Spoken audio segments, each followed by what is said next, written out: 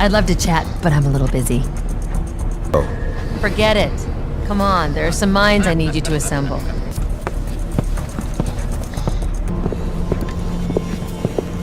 Oh, before I forget...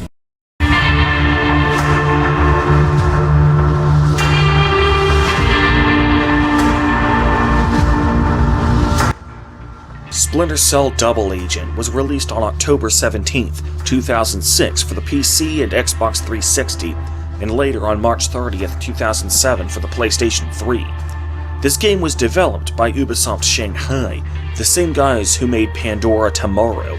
Meanwhile, another game, also called Splinter Cell Double Agent and developed by the Chaos Theory team Ubisoft Montreal, was released on October 24, 2006 for the PlayStation 2, original Xbox, Nintendo GameCube, and Nintendo Wii, making this the only installment in the Splinter Cell franchise to have two vastly different versions released on home consoles, as opposed to portable versions.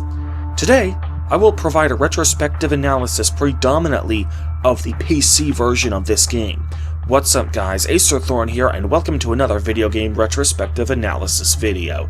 I do these analysis and discussion videos on a regular basis, so if you'd like to see more of them, hit that subscribe button to stay notified.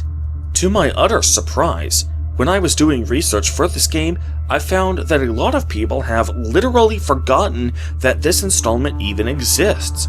I've heard that in discussions about the best Splinter Cell games, a lot of people hear about Double Agent and go, "Oh yeah, I forgot about that one." This is surprising to me, because I honestly enjoy this game quite a lot. Is it as good as Chaos Theory? No. Is it a very close second? Hell yes. This is the only game in the franchise to be named after the main gimmick of the game, rather than the bad guy's plot. Pandora Tomorrow was named after the password that the bad guy used to stave off the smallpox outbreak. Chaos Theory was named after Shetland's plan to throw the world into war and hope that what comes out the other side will somehow be better. Conviction is named after the status the main bad guy has with the US government, and Blacklist refers to the blacklist that the main villain has of countries he wants the USA to withdraw from. This is the only game in the series that is named not after the bad guy's plot, but after the thing that makes this game different from the other games. So, with that out of the way, let's get started.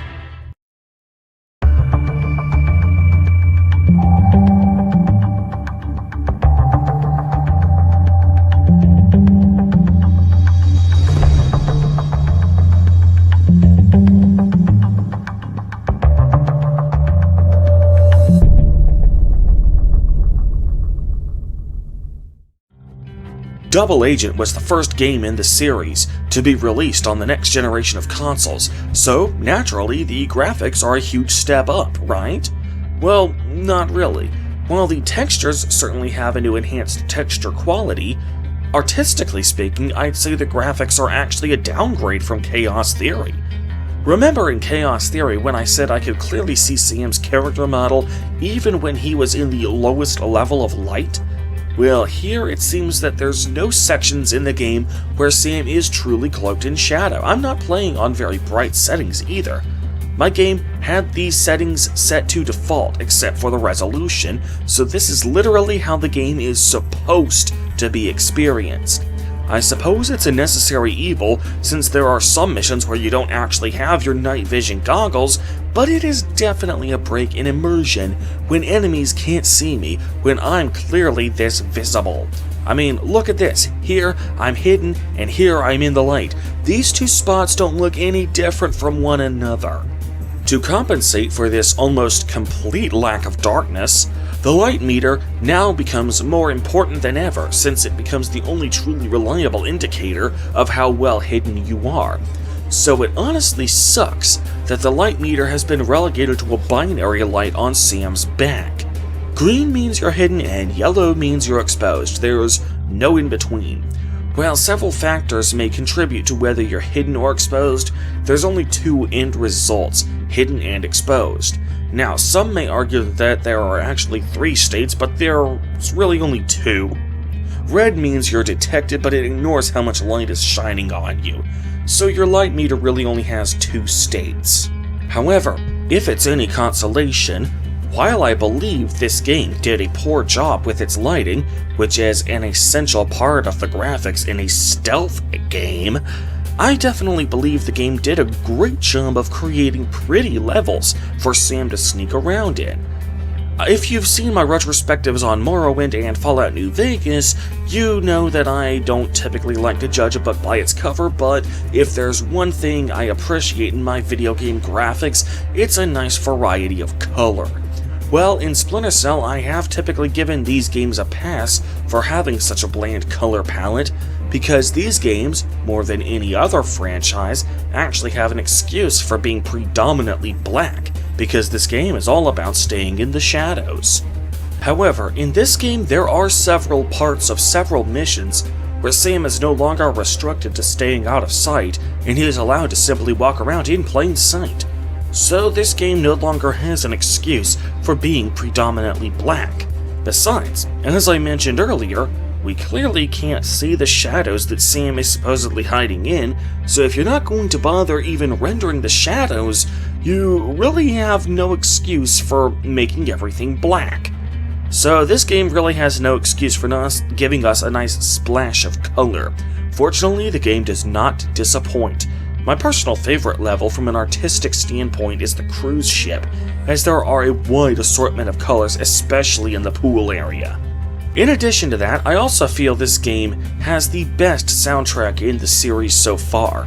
Once again, we have different background musics for each level, as well as each stage of enemy alertness. The detected music differs from one mission to the next, as does the NPC suspicious music.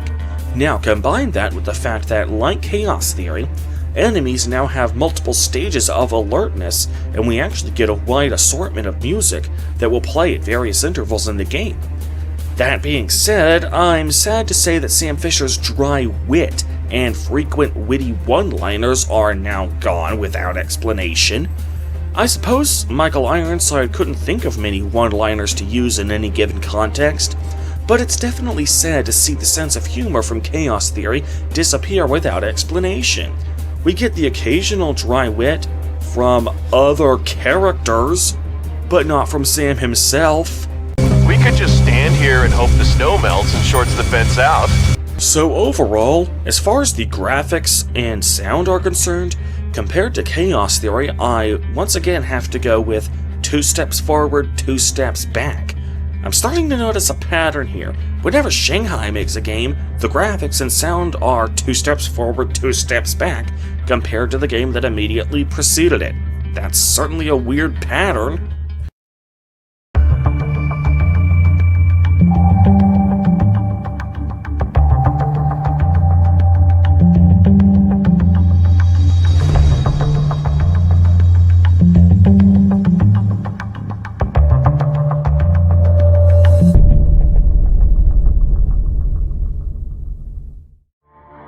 The actual story for this game is par to the course.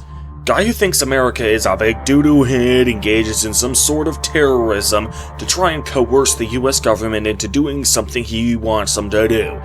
However, the way it handles the characterization of the bad guys is so much better than how it's handled in previous games.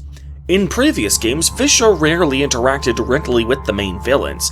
This meant that the main villains had almost no opportunity to showcase what little character they may have had. Nikolats, the main villain of the first game, is the worst example of this. I don't remember a single solitary itty-bitty thing about him. He is literally just a guy for Sam Fisher to shoot in the head in the final mission and nothing more. In Pandora Tomorrow, Sedona's character is once again reduced to guy who thinks America is a big doo-doo head. The only time we get literally any characterization from him is literally after we've already captured him, when someone else who has spent time with him just tells us his personality in dry exposition. This is literally the exact opposite of how to do proper characterization. One of the most sacred rules of writing is show, don't tell. Instead of having another character tell us what someone's personality is, you should show him doing things that demonstrate his personality. Double Agent is the first game in the franchise to truly understand this rule of writing. The 5 leading members of the JBA all have clear personalities, and they are all showed to us rather than told in exposition. Well, at least in the 7th gen version of the game. Supposedly, in the 6th gen version, it is my understanding that their personalities are actually explained to us by Sam Fisher himself in between missions. In the 7th gen version of the game, however, I have actually heard people complain that the 5 JBA top dogs had fairly one-dimensional personalities. Well, that's actually because the 5 JBA core members actually conform to a common character trope known as the 5-man band. TVTropes.com has an article explaining how this group works. It's one of the most common ways to group together 5 people since it's the easiest way to ensure that each character has skills and strengths the others don't have. Emile Dufresne is the leader, because duh. However, he seems to be the person least qualified to be the leader. Leaders need to be charismatic and able to make people fall in love with them. While some members of the JBA certainly talk about Emile like he's like that, I think Emile's a patriot, and I trust him. That, once again, is a violation of the rule show don't tell. Based on what is shown about Emile, it honestly seems like the writers went out of their way to make him as creepy and uncharismatic as possible. Sam Fisher, glad you're here. He seems friendly enough whenever he's in a good mood. There you are, Fisher. Come on. I can use your particular talents. What do you want me to do? Some decryption work. But you always get the sense that his homicidal bloodlust is bubbling just beneath the surface, ready to come out at the slightest provocation. Is everything working? Yes. Then you have nothing to worry about. Even his character model seems about as far removed from the charismatic leader look as you could possibly get. In fact, it honestly looks like he was intentionally modeled after 70s-era Lex Luthor, or perhaps even Bill Dunn, the original Superman. Of course, you end up killing him in the end, and since I fucking hate Chugga Conroy with a passion, I honestly had no problem killing him in the end. I just imagined that this is what Chugga Conroy was like whenever he wasn't recording videos and therefore hiding his true colors. And I got exquisite joy by breaking this asshole's neck. Stanley Dayton is the Lancer. He's the computer guy, and he's responsible for maintaining the JBA's servers. As the Lancer, he's supposed to be the antithesis to the leader. Whereas Emile is creepy and extremely quick to anger, Dayton is patient and systematic in his work. Tell me again what the error message says. It's something about a fatal trap error. I'm gonna need more than that, Emile. You're gonna help me fix this thing or you'll find out what a fatal trap really is. Nothing. There's no need for that.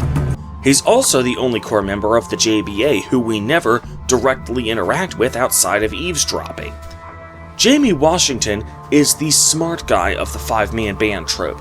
He's typically portrayed as awkward and nerdy, and while slapping a pair of glasses onto his face might be the cheapest way of getting that character trait across, I'll take it over dry exposition any day. Of course, he has to be smart in order to be the smart guy, and playing into that trope, he is the nuclear physicist of the team, the one tasked with designing the nuclear bomb that they plan to use in the climax of the game. Moss is the big guy. He's the one in charge of the JBA's security system. Whereas Emile is quick to anger, Moss is just always angry. He's unapologetically an asshole, and that's made immediately apparent in our first interaction with him. What do you want me to do? Die, but that's not an option. Even other JBA members think he's an asshole. You know, Moss, I'm getting a little tired of your attitude. I've done hard time for the cause. What have you done besides shoot your mouth off? I've done what Emil needed me to do, and I was smart enough to stay out of jail in the process. That's because they can't arrest you for being a jackass. But they caught you for being a dumbass!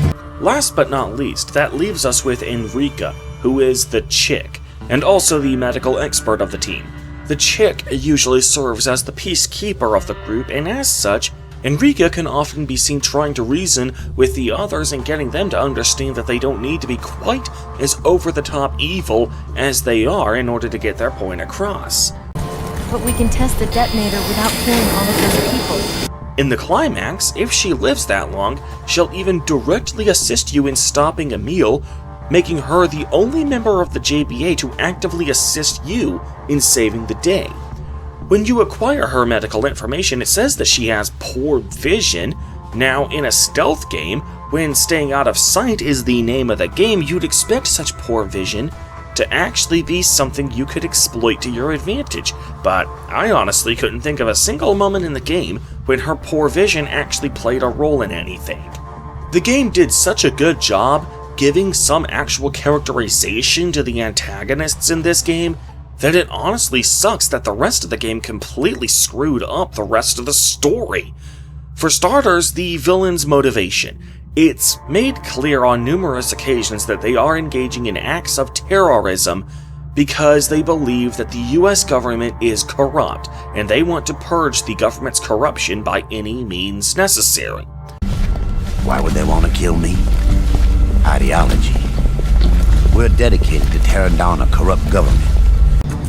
I don't care who we have to make a deal with. If they're gonna help us to take back this country, then I'll be the first to shake their hands. It's gotta be a change. And if we have to deal with the devil to make it, then we make that deal.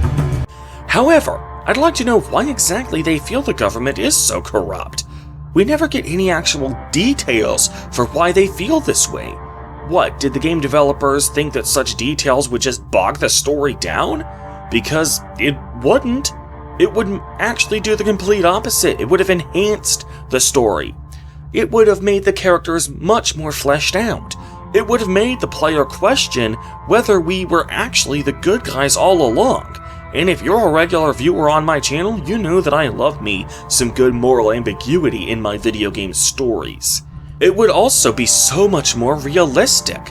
A legendary literary scholar, Ben Bova, once famously said, "In the real world, there are no villains. No one actually sets out to do evil.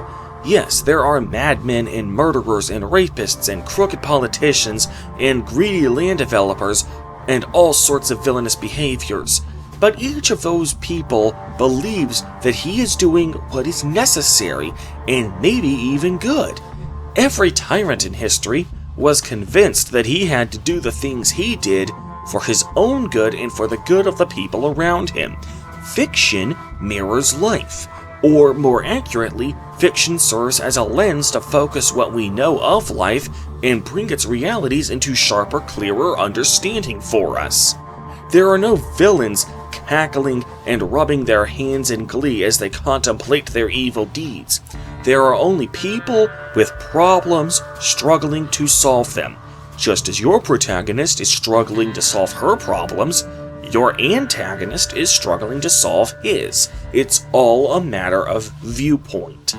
It's not even like it would have been that hard for the game developers to find dirt they could dig up on the US government in real life, so the JBA could be considered even so much as 0.1% justified in their actions. Evidence of corruption in the government in real life is indeed out there, and oh boy is it massive. In fact, here is just a taste of the kind of corruption that you can find uncontested evidence for if you spend just a little bit of time on Google. There are an estimated 2.5 million bribes paid to judges in the United States every year. In the already rare event that a prosecuting attorney is found guilty of being corrupt, there is less than a 0.4% chance he will actually suffer any real punishment for his corruption. We're not talking about a 0.4% chance he gets caught. I mean the prosecutor actually gets caught being corrupt, And in 99.6% of cases, he still doesn't get punished, despite his corruption being undisputed. Oh, and did you know that anybody who dares speak out against the corruption risks suffering immense persecution, including indefinite detention without trial? This isn't China we're talking about, it's the United States of goddamn America. The corruption, when I use the word corruption, not only the corruption of the payments, but the attitude of the abuse of power to allow the corruption to exist and stay within the system, had gone so far that the entire system was undermined. What he ultimately did was to delay proceedings, to level false accusations against judges. I'll provide links in the description of this video to all of these sources, since I know you guys aren't gonna believe me unless you see it with your own eyes. So yeah, if the game developers wanted, they could very easily have given the JBA some more tangible motives, backed up with specific examples to make the story of this game more morally ambiguous. Alas, we sadly get fuck all in terms of character motivations, other than their generic, and occasional at that, quibs about how the US government is vaguely corrupt. Then we have the rest of the plot. Supposedly, the whole reason Fisher is infiltrating the JBA in the first place is because he was driven into depression from the death of his daughter Sarah and needed something to distract him from the depression. This is completely ludicrous. We really didn't need Sarah to die in order to justify Fisher being given this mission. Sure, it's hella dangerous, but how is that any more dangerous than any of the other missions he's already done millions of times before? You could just as easily have just had him infiltrating the JBA as the core premise of this game without Sarah needing to die. It honestly feels like that was just done as setup for the next game in the series rather than as setup for this game, the game where Sarah's death actually happened. And then there's the way the game actually handled the death itself.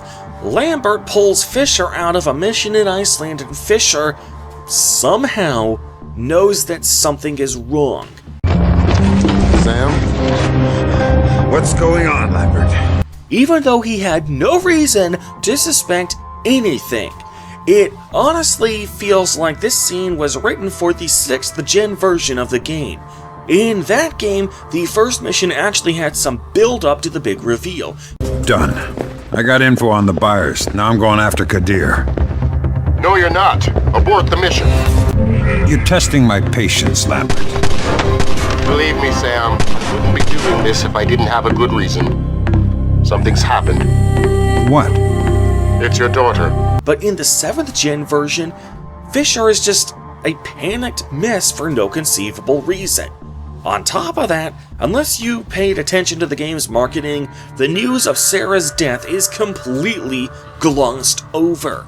Oh sure, we get several shots of Sam being emotionally torn up, we get several shots of him dealing with his depression by binge drinking and getting into fights, but the game spends all of 2 seconds actually informing the player that Sam's daughter Sarah actually died. No, seriously, have a listen. Not since Sarah, his daughter, was killed. This is literally the whole amount that the game actually spends on Sarah's death. The actual explanation behind Sam's depression feels so shoehorned in, I wonder if the game was originally intended to ship with even that much.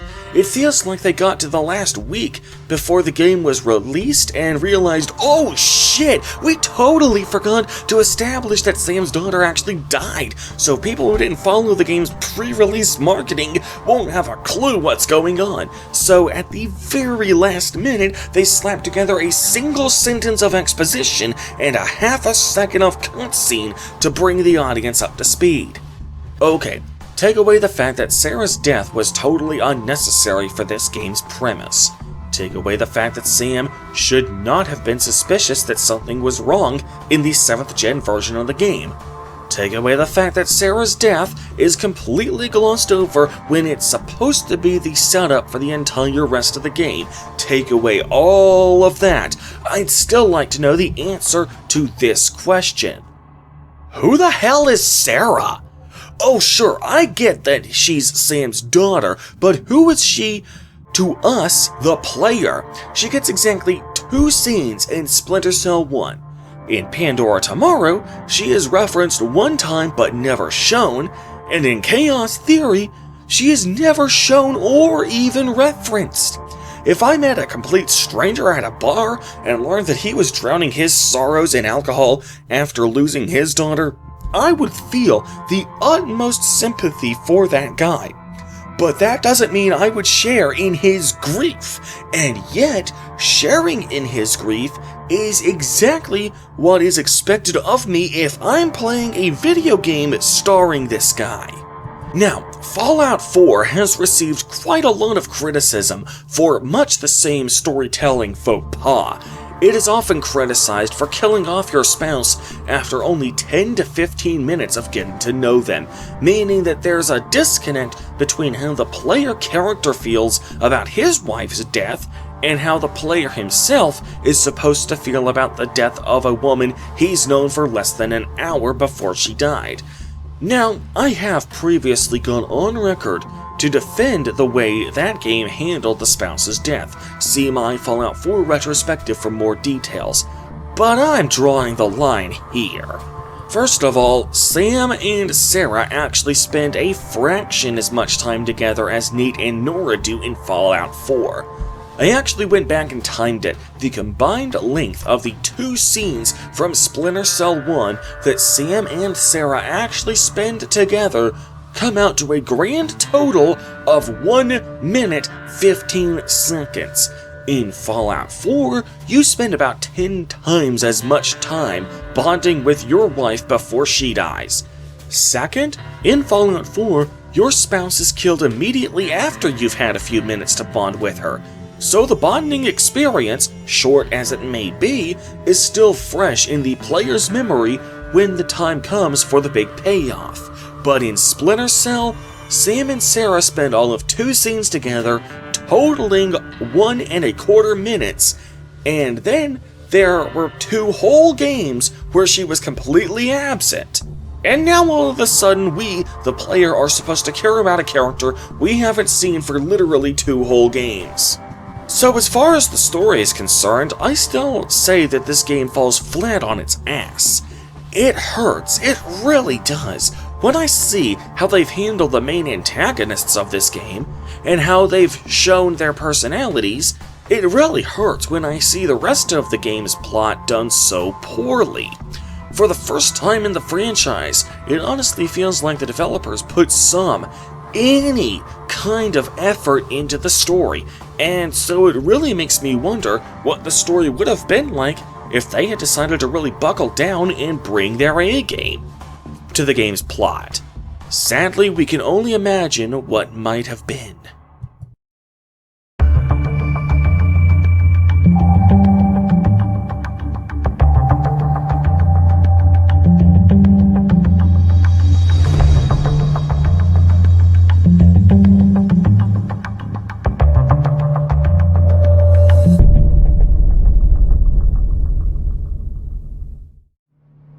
The new primary addition to this game's gameplay is its trust system.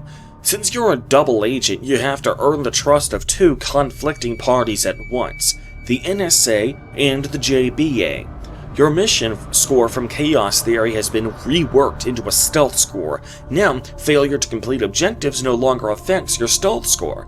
Instead, failure to complete most objectives will result in a loss in trust from the faction that gave you the objective. If you lose all the trust of either faction, it's an immediate game over for you. Now, in theory, this should force you to make tough moral decisions, often do things that would go against your moral code just to avoid blowing your cover with the JBA. Unfortunately, it doesn't work that way, because with the exception of a few of what are known as choice objectives, more on them in a minute, completing one objective will gain trust of one faction but won't lose the trust of another. This means that, for the vast majority of objectives, there's really no reason not to simply complete all of them if you can. Sure, there are some missions that have a time limit, and you may find yourself unable to do everything before time is up, but that hardly qualifies as a system of moral ambiguity. Now, the 6th gen version of this game had a different trust system that had only a single meter that simply went from left to right. So, for example, in the first JBA headquarters mission, you would complete the training course and open the safe at the end. Instead of just gaining JBA trust, your trust meter would instead move to the left, sneak into the restricted area and plant the bug on the JBA's antenna, and the trust meter would move to the right, as you regained trust from the NSA. This meant that you were often forced to do things you wouldn't normally do in order to ensure that the trust meter stayed in the middle, so it did a much better job of maintaining the moral ambiguity that the trust system was supposed to enforce. However, that system sounds like it would come with its own problems. For full details, see Critical Nobody's review on that game, link in the description if you're interested. As for the 7th gen version of the game, the only time when you're forced to lose the trust of one faction is in the choice objectives. These are instances where you have two conflicting objectives and it is absolutely impossible to do both. The problem is that these choice objectives are few and far between. There are only 4 of them in the whole game, and one of them has a third option that gives you the best of both worlds. As for the other 3, 2 of them come at the end of their respective missions, which means you'll have had plenty of time to complete each objective leading up to it and therefore max out your trust with both factions, therefore making it more of a matter of personal preference which one you want to side with. To attempt to offset this, the higher difficulties usually provide higher trust penalties for the slightest infractions. Yes, for the first time in the franchise's history, the difficulty actually affects more than just how much damage Sam Fisher can take before he dies, which, if you're playing the game right, should never even become a problem in the first place. On easy, if you're caught by the JBA in the restricted area, more on that later, you'll usually get a little slice of your JBA trust chopped off, but on hard, you lose about 1/5 of the bar just by getting caught. That's not even counting the time it would take you to run back into the unrestricted area. Failing to complete any objective, even optional ones, on hard difficulty will result in a huge ding to your trust score, whereas on easy, failing an objective usually just means you don't get the boost in trust associated with it, but don't actually lose any trust either. So that about does it for the trust system. In addition to that, Sam now has a new ability, the ability to cut cords with his knife and disable the electronics they're attached to. Surprisingly, this completely replaces your ability to disable the electronics temporarily in a way that doesn't leave behind any evidence that you were ever there to begin with. For example, in the first mission, you absolutely must cut the cords on the electric fence. What, can't you just flip a breaker switch to disable the electric fencing? Well, apparently not, for no other reason than because the game developers decided that wasn't going to be an option.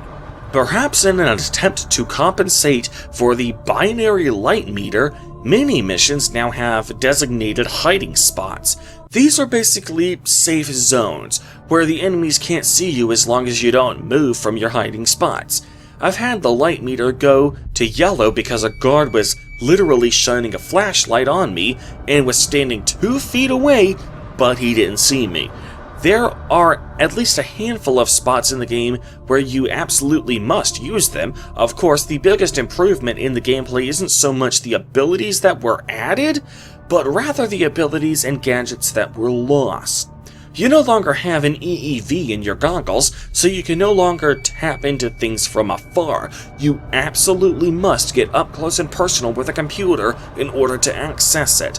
I'm happy to see the EEV go, because that was one of my biggest criticisms with Chaos Theory. It allowed you to stay out of the light and complete your objectives way too easily. It was basically Chaos Theory's win button. In addition to that, The hacking minigame has also received a much-needed nerfing from Chaos Theory.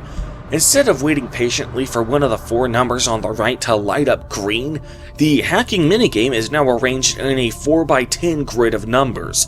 Each number will start out flickering rapidly between various values, and occasionally one of the values will stay in place.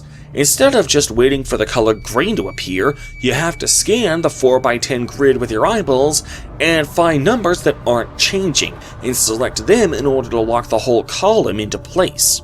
This is so much better than Chaos Theory's win button hacking minigame that allowed you to completely bypass retinal scanners and keypad locks, which in past games were entire game mechanics in their own right. This mechanic still allows you to bypass those mechanics, but it's a lot harder and a lot more stressful as you frantically search for stationary numbers while the clock is ticking down, so it's definitely a huge upgrade. However, that doesn't mean that Double Agent doesn't have its own overpowered gadgets. This time around, the game's designated win button is the ultrasonic transmitter, basically a whistle gun. You aim the gun at a solid surface and NPCs will act like the sound of a whistle came from whatever solid surface your laser leaned it on. This is just as OP as Pandora Tomorrow's whistle mechanics, if not more so. Sure, the AI doesn't just wander around like good little sheep to the source of the whistle, but at least in Pandora Tomorrow you had to actually move from your current position in order to get the drop on the enemy. With this whistle gun, you can literally divert the enemy's attention away from your current position. In the past games, you had sticky cameras and diversion cameras that could perform a similar task, but you only had a very limited supply of those cameras per mission, so you had to budget them accordingly. The whistle gun doesn't have a limited number of uses, only a recharge meter that forces you to wait a few seconds in between each use, which just doesn't feel balanced for how OP it is. Now, sure, the whistle gun is only an unlockable gadget, and therefore every mission in the game has to be designed around the assumption that the player doesn't have the gadget at his disposal. So technically this OP gadget is optional. But then again, if the strongest argument in defense of a game-breaking item is that you're not technically forced to use it, that's not exactly high praise. Besides, you unlock the whistle gun so early in the game that it might as well just be part of Sam's standard arsenal anyway. Speaking of unlockable gadgets, that has to be the biggest addition to this game.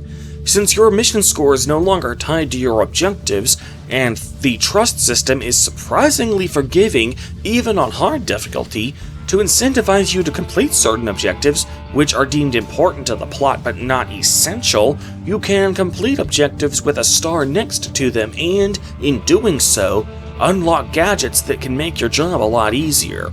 This adds a much welcome sense of progression to the game.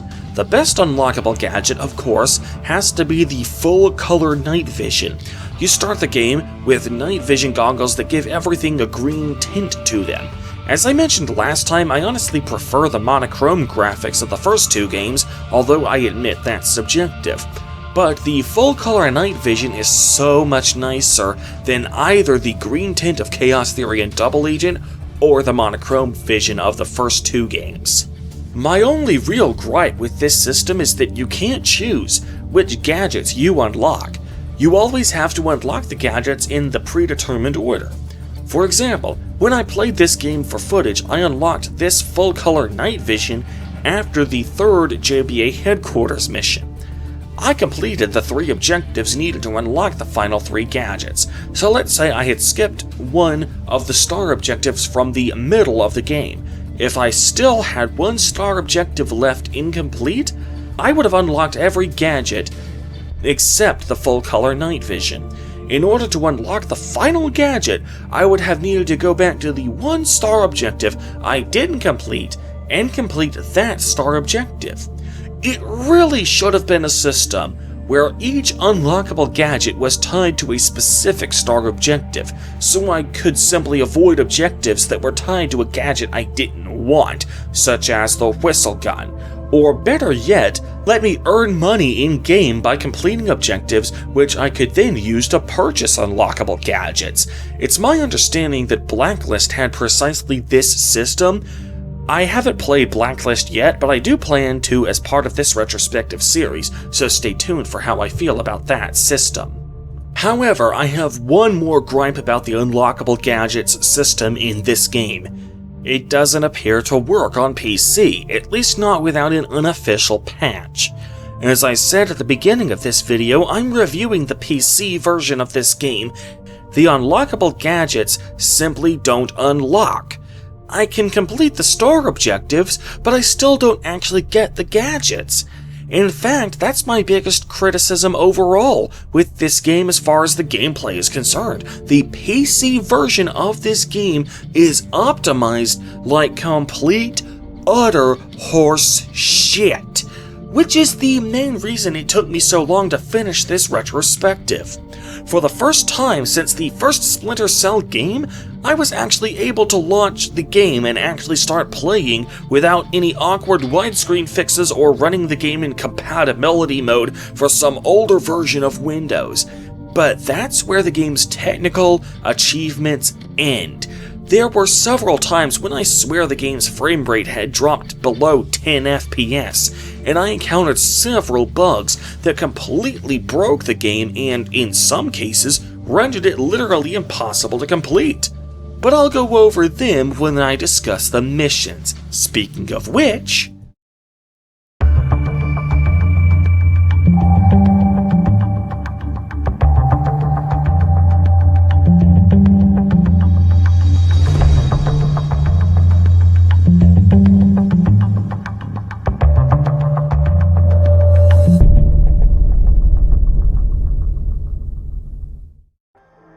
Now, as for the tutorial, by this point Sam Fisher is a seasoned veteran of 3rd Echelon, so having Sam go through a tutorial mission would just bog the story down. On the other hand, giving us some tutorial videos to teach the player the basic mechanics of the game has been done already in this franchise, and so to do it again would just be repetitive. Besides, the training videos are less than optimal anyway. Video games are an interactive medium. The best way to teach the player a game mechanic isn't to tell the player how to do something, it's to have him do it. In that regard, I believe that Double Agent has the best implemented tutorial of any game in the franchise that I've played so far. Bear in mind that I haven't played Conviction or Blacklist yet, so my opinion may change when I play them. However, Double Agent definitely has the best tutorial so far. The tutorial takes place in a white void. It is entirely fourth wall breaking, and it can be accessed directly from the main menu, independently of the game's campaign mode.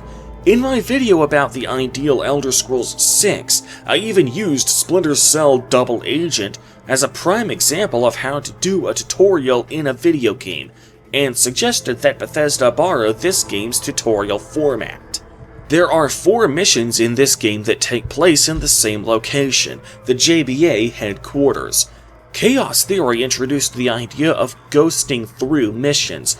Well, Double Agent is the first game in the franchise where ghosting is actually mandatory. In these missions, there are some areas of the compound that you are allowed to be in, but then there are places called restricted areas. Get spotted in the restricted area, and you'll slowly lose trust every second until you leave the restricted area and have to restart your journey into the restricted area from the get-go. But in addition to that, if you're in the middle of actually doing something to complete an NSA objective, such as going through somebody's filing cabinet or tapping into a computer, you instantly lose 100% of your JBA trust and get an immediate game over. Also, you can't knock out anyone in these missions, so your only option is to ghost past them. As for knockouts, I'm convinced that they were intended to be a possibility during these missions at some point in development, but they were intended to result in an automatic loss of all JBA trust. Since I'm playing on PC, I can pull up the game's configuration files and edit the equipment I have for each mission. Doing this, I am able to give myself access to non-lethal weaponry like sticky cameras and airfoil rounds. However, if I use them to knock anyone out, this happens.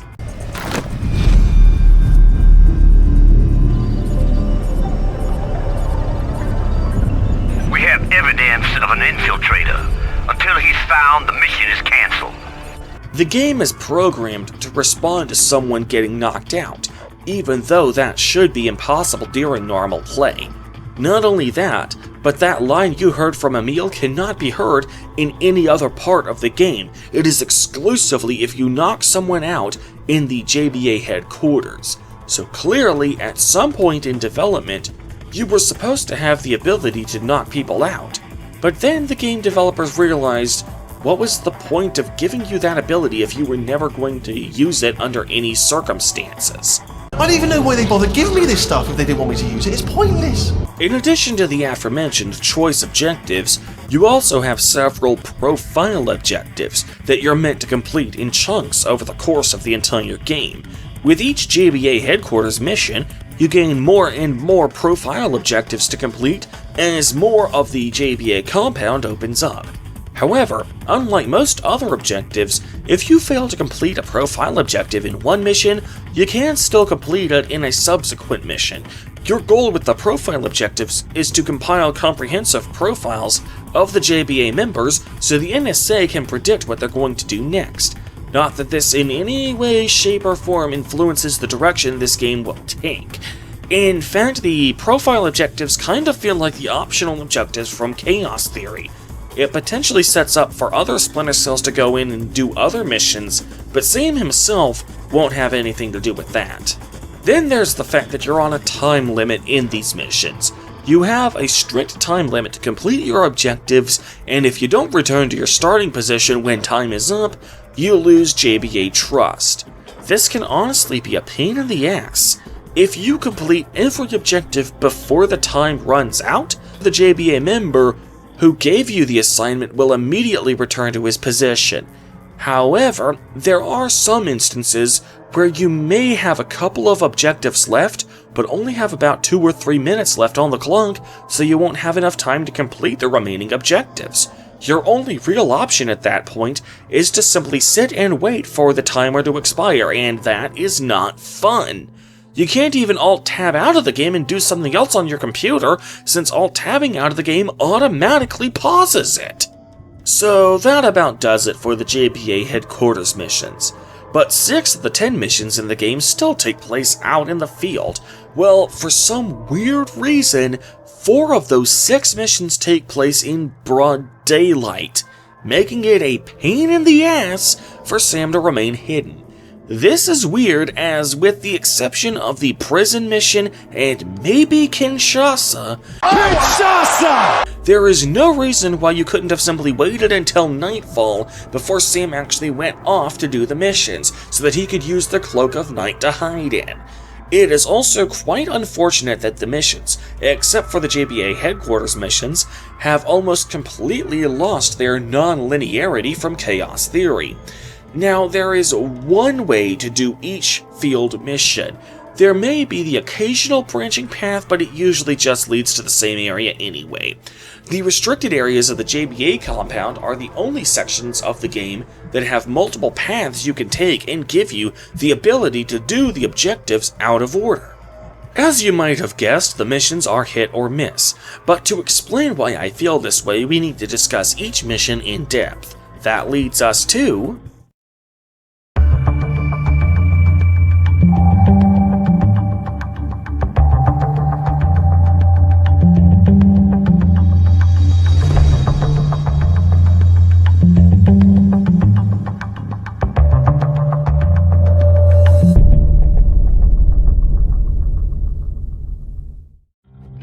This is the only mission in the game that works like a traditional Splinter Cell mission. You only have one faction you need to worry about earning the trust of. It's also the only mission in the game where Sam wears his traditional black wetsuit. This is also the only mission in the game, and indeed the only mission in the franchise up to this point, that has an entirely standalone story. We're just infiltrating a geothermal plant on a simple reconnaissance mission, and we just happen to notice that there's a missile about to be launched. And honestly, I'm okay with that. As I've been alluding to this entire series, I'd be totally down with the idea of Splinter Cell missions having either no story or standalone stories, but instead just serve as places for Sam Fisher to sneak around in. As I said at the beginning of this retrospective series, the Splinter Cell games are platformers, and platformers don't need stories to be good. You just need fun little levels to jump around in for a platformer to be good. This level shows us that this system of designing Splinter Cell missions as entirely standalone can indeed work if done right. So that begs the question, how good is the actual level design? Honestly, it's pretty good. It's the only mission in the game where you have an AI-controlled partner named John. This is only relevant for the first section of the mission. He only does two things. He kills a guard by dragging him under the ice, and you need to perform a co-op move with him to help him get up over the fence. One wonders why he can't just climb the fence like you do, but whatever. After we surface from the ice, Lambert explains that this plant is now suspected of being a terrorist hub. Fisher says that this means that John needs to be pulled out of the mission, since he's apparently not trained for a potentially combative situation. I have to scratch my head at this. I get this guy might be inexperienced, but surely they train their Splinter Cells to be able to adapt to unforeseen complications exactly like this one, before they are ever allowed to be a Splinter Cell or take on any kind of mission whatsoever. Hell, if the events of the first game are still considered canon, and I assume they are since that's the only way Sam's daughter Sarah is anything more than a complete non-entity, Fisher, in his literal very first mission ever, was often forced to have to deal with potential shootouts from crooked police officers, and that was when he had absolutely zero experience as a Splinter Cell, so why doesn't John have the same training? So anyway, John is relegated to peripheral support, tasked with finding a way to disable the ventilation in the geothermal plant so Fisher can go in by himself. He does so, but just as we're about to enter the plant, he says that the front door is now open, so he rushes ahead, thinking that this will be quicker. Now, I have a love-hate relationship with this turn of events. On the one hand, this is portrayed as a completely amateurish move by both Fisher and Lambert, as if this guy's lack of experience is causing him to make such a stupid decision. On the other hand, back in Splinter Cell 1, when Fisher was just as green as this guy, going through the front door was actually how the game was meant to be played. As I distinctly recall saying in that retrospective, if I can simply go through the door, then I'm supposed to simply go through the door. So honestly, Fisher is in no position to judge this guy for his recklessness. It honestly feels like the equivalent of a grown man ridiculing a 6-year-old for believing in Santa Claus. He was in that guy's shoes once. That being said, there is one element of this guy's recklessness that definitely seems foolish, even if you take into account his lack of experience. When he expresses his optimism that going through the front door would be quicker than entering through the ventilation, Lambert tells him in no uncertain terms to hold his position, yet John ignores Lambert and just charges in gung-ho. Wait, the way up front is now clear. This will be much quicker. Let me go and check. I repeat, your role is to cover Sam. Hold your position. John! John, answer me. Sam, jump through the vent before it closes again. What do we do about John? All we can do is pray that he doesn't blow your cover. His lack of experience is not an excuse at this point. Frankly, I'm reminded of something that Tony J, God rest his soul, once famously said. He is not trained for this. He is a liability for both of us. But you were trained to follow orders. While we're on the topic of discussing John's character, he seems quite eager to earn Fisher's respect, especially at the beginning of the mission. His behavior in this mission suggests that he looks up to Fisher as a legend of Third Echelon. It's like John grew up wanting to be just like his childhood idol Sam Fisher. There you go, Agent Fisher. Just like you would have done it. Let me lead the way! Lambert, it's time for you to retire. There's just trying to impress you, so look after you. But that comes with its own set of baggage regarding the Splinter Cell lore. The whole point of Third Echelon is that it isn't supposed to exist. The US government publicly denies that it has such an agency, and it goes to extreme lengths to hide any evidence that it exists. At the end of the first game, Fisher laughs at the president's statement that history won't forget his resolve, because he knew full well that he would indeed die a forgotten man. So John shouldn't be looking up to Fisher as a legend, because he really shouldn't have known who Fisher was. So anyway, we enter the plant through the ventilation system. We overhear the guards saying, "Alert, we have an intruder," while simultaneously getting credit for infiltrating the plant without alerts. The first time I played this game, this really confused me at first. It turns out that the intruder they were speaking of was John, who just happened to get through the front door at exactly the same moment that I entered through the ventilation. Well, so much for the front door being quicker. Whereas I had entered the plant without alerts. But a little clarity would have been nice. As soon as we enter the plant, we see a missile. Since this is a geothermal plant and not a military base, this missile is definitely not sanctioned by any legal government. Thus, we put 2 and 2 together that the missile must be an act of terrorism. We don't know who the missile is aimed at, but we also don't care, so we decide to jam the missile so that it will only injure the terrorists in the immediate vicinity. So we jam the missile and then immediately extract. Apparently whatever recon we were supposed to do gets cancelled. Then we pull out of Iceland and get the aforementioned cutscene where the game just barely informs the player that Sarah is dead.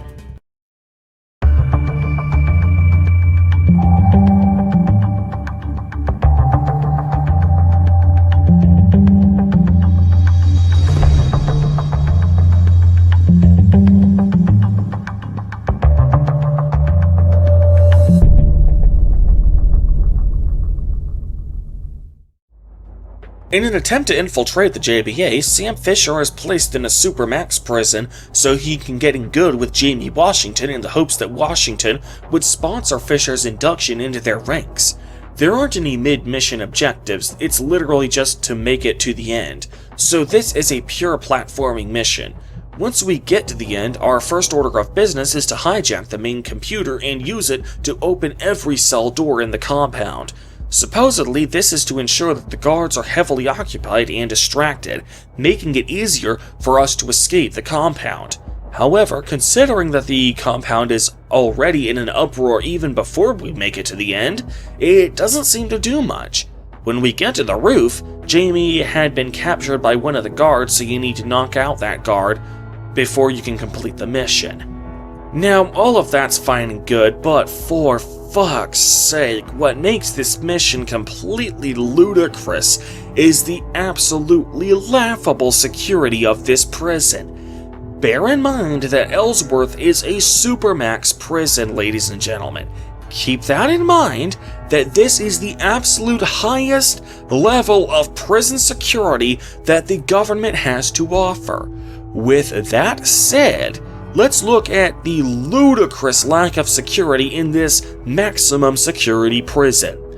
Sam is allowed to keep his OPSAT watch, which provides a two-way means of communication to an unknown third party that the corrections officers cannot monitor. Hell, in the real world, cell phones are considered the greatest threat to prison security because they can be used to communicate with other inmates and outsiders in ways the prisons can't monitor. But this watch, they don't even know what it is, so why wasn't it confiscated? The doors to cells have holes in them where inmates can pass contraband and weapons to each other. Now, real-life prisons usually have these holes in their doors, so guards can pass food trays and the like to inmates. But they're usually covered by thick metal locks that the guards have to unlock before immediately locking them again. This Supermax prison just leaves the holes in the cell doors open and exposed at all times. Sam is allowed to have a poster on his cell wall, enabling him to go Shawshank Redemption on their asses and cover up the hole in the wall until he's ready to go through it. In real life, posters are strictly forbidden in most jails, even those that aren't Supermax, just for this exact reason. Every single door in the entire complex that is keypad locked has the exact same code to the doors. The warden had specifically decided to make each keypad lock the same, so the dumbass corrections officers don't have to keep track of which door has which code. And the grand finale, the coup de grace. The inmates are able to smuggle in literal fucking firearms. Wow! Just wow! Supermax prison security, ladies and gentlemen. Frankly, I'm surprised it took this long for the prison to have a full-blown riot on their hands. It really makes me wonder what lesser prisons are like in this universe. Do they just have lines of chalk drawn on the ground and then just ask the inmates politely not to go beyond those lines because that will make us very, very sad if they do? Honestly, you deserve that kind of breakout if you're that incompetent. So, after we take out the guard who has reapprehended Jamie, Jamie explains that there's no way we can just go over the wall to freedom. Oh, don't worry, just give me 2 minutes and I'll find another crack in their security. Oh wait, we extract by helicopter. Because why not? It turns out a news chopper has just arrived on the scene in order to get the scoop on the prison riot. You know, you'd think that the news would have enough respect for the rule of law to not actually enter prison grounds unless invited.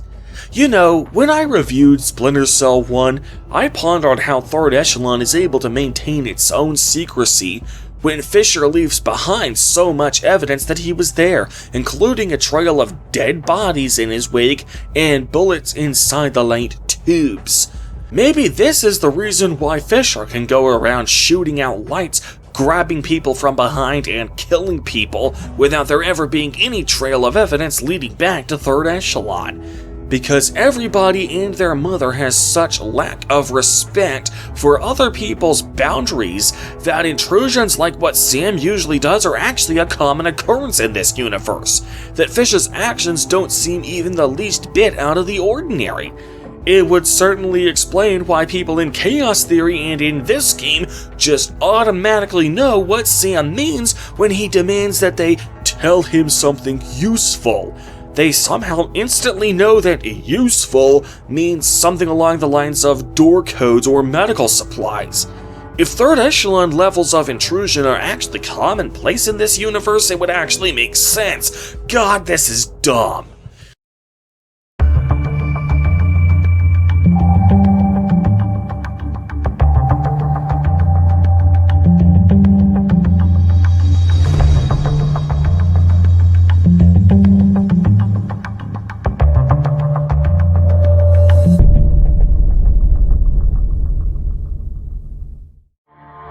So after that, we begin our first JBA headquarters mission. We're introduced to Moss, who gives us our first assignment, to complete the training course and open the safe in the end. That's all fine and good, however, we also have an objective to practice at the firing range. I honestly wish the game had made that objective a lot more explicit. You wouldn't know to do this unless you specifically check your OPSAT. This is the first game in the franchise where I actually needed to check my OPSAT in order to figure out what exactly I needed to do, and that is not a welcome addition to the franchise if I do say so myself. Once you know you're supposed to practice at the firing range, the minigame is honestly pretty straightforward. Every time you return to the JBA, you're supposed to get a certain number of points. This time around you need 75 points to clear the objective. Each target has 3 sections. The outer section is worth 1 point, the inner section is worth 3 points, and the bullseye is worth 5. So the quickest way to complete this objective is to get 15 bullseyes in a row. Although the rifle has infinite ammo, you only have 30 rounds in each magazine before you have to reload, and if you ever reload for any reason, your score is immediately reset to 0. This sounds like it should be really hard, but it's actually pretty easy when you take into account the fact that you can quick save and then quick load if you get anything other than a bullseye. You only have 2 NSA objectives at this stage. The first is to place a bug on the JBA's antennas so the third echelon can monitor their outgoing communications. This is the only time in the entire game when you actually have to sneak into the roof. The second one is to place a Trojan on the JBA's servers so third echelon can monitor the JBA's in-house communications as well. Unlike the roof, we will be coming back here once more as Stanley Dayton will be in this room in the final mission, thus making entry into this room mandatory to obtain his retina. We also have 2 profile objectives that we can complete at this stage: obtain medical files for the top JBA members, and obtain Stanley Dayton's professional background info. Now, as far as the medical files are concerned, I have to complain here. Your OPSAT tells you that there are 5 medical records you can complete at this stage, but there's really only 1. Go through the files in Enrica's office and you'll get all 5 medical files at once. Every other profile objective in the game has to be completed one at a time. This is the only profile objective where you complete all 5 of them at once. I suppose it makes sense. If Enrica is the doctor of the group, it makes sense that she would keep all her medical files in one spot. My problem isn't so much that the files are all in one filing cabinet, but rather that the OPSAT misleads the player into thinking that I'll need to sort through 5 filing cabinets worth of information. Anyway, after we place the Trojan on the JBA servers, there's a filing cabinet where we can get Stanley Dayton's professional background info. Bear in mind that ghosting is mandatory in this mission. If you access the filing cabinet while he's sitting at his desk, he will likely see you, and there aren't many places where you can use the whistle gun to distract him without him seeing you. The only way I could figure out to get the filing cabinet files was to turn the light off at the door, hide behind this cabinet, wait for him to pass, then book it over to the filing cabinet before immediately slipping back into the trapdoor at the far end of the server room. And you really need to book it, because if you are even a second too slow, he'll spot you.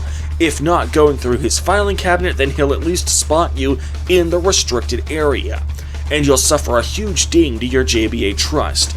I must confess, it's a very tense and exciting set piece trying to slip in before I get spotted. We have a total of 25 minutes to complete every objective. This time limit is surprisingly lenient for the first JBA mission. I can very easily complete each objective with more than 9 minutes left on the clock. However, when Moss returns to the start of the training course, he has a rather bewildering line. The longer you make me wait, the less I like you. You know that? Now let's see if you're worth waiting for. What do you mean, the longer I make you wait? I didn't make you wait at all. This line would have made sense if it only ran when Fisher was still over in the restricted area when the timer expired and I had to be called back to my original location. But it plays even if I was the one standing there waiting for him. Anyway, our next objective is to simply follow Moss. I won't lie, I hate these following sections. They could just as easily have handled this in a cutscene, since there is nothing for you to do in these sequences except follow the leader. Once we get to the interrogation room, the only place in the game locked behind a retinal scanner, which is weird since there's literally nothing in this room normally. I mean, the elevator to the bomb room makes sense that it would have the highest security, but just this empty-ass room? Why all the cloak and dagger for such an unimportant room? And we finally meet the elusive Emile Dufresne. He wants us to kill the pilot of the news helicopter so that he can't give away any of their secrets. Wait, it was just the pilot that Jamie brought here? What happened to the news anchor and the cameraman? Or was it not even a news chopper at all, but instead just some random jackass who was flying over a prison in the middle of a shootout just for the lulz? Dumbass. Anyway, this is our first choice objective of the game. If we shoot the planelet, we lost some NSA trust. If we shoot the wall, we lose some JBA trust. However, the guy dies no matter what we do. Even if we miss, Jamie will shoot the guy instead. so this choice objective doesn't really matter anyway. After that, Sam is told that his next objective will begin in only 30 minutes. Jesus, I just got here less than an hour ago, and now I am off to Russia to hijack a supertanker? Can't you give me a single night to fucking sleep? Well, apparently not, so we move on to...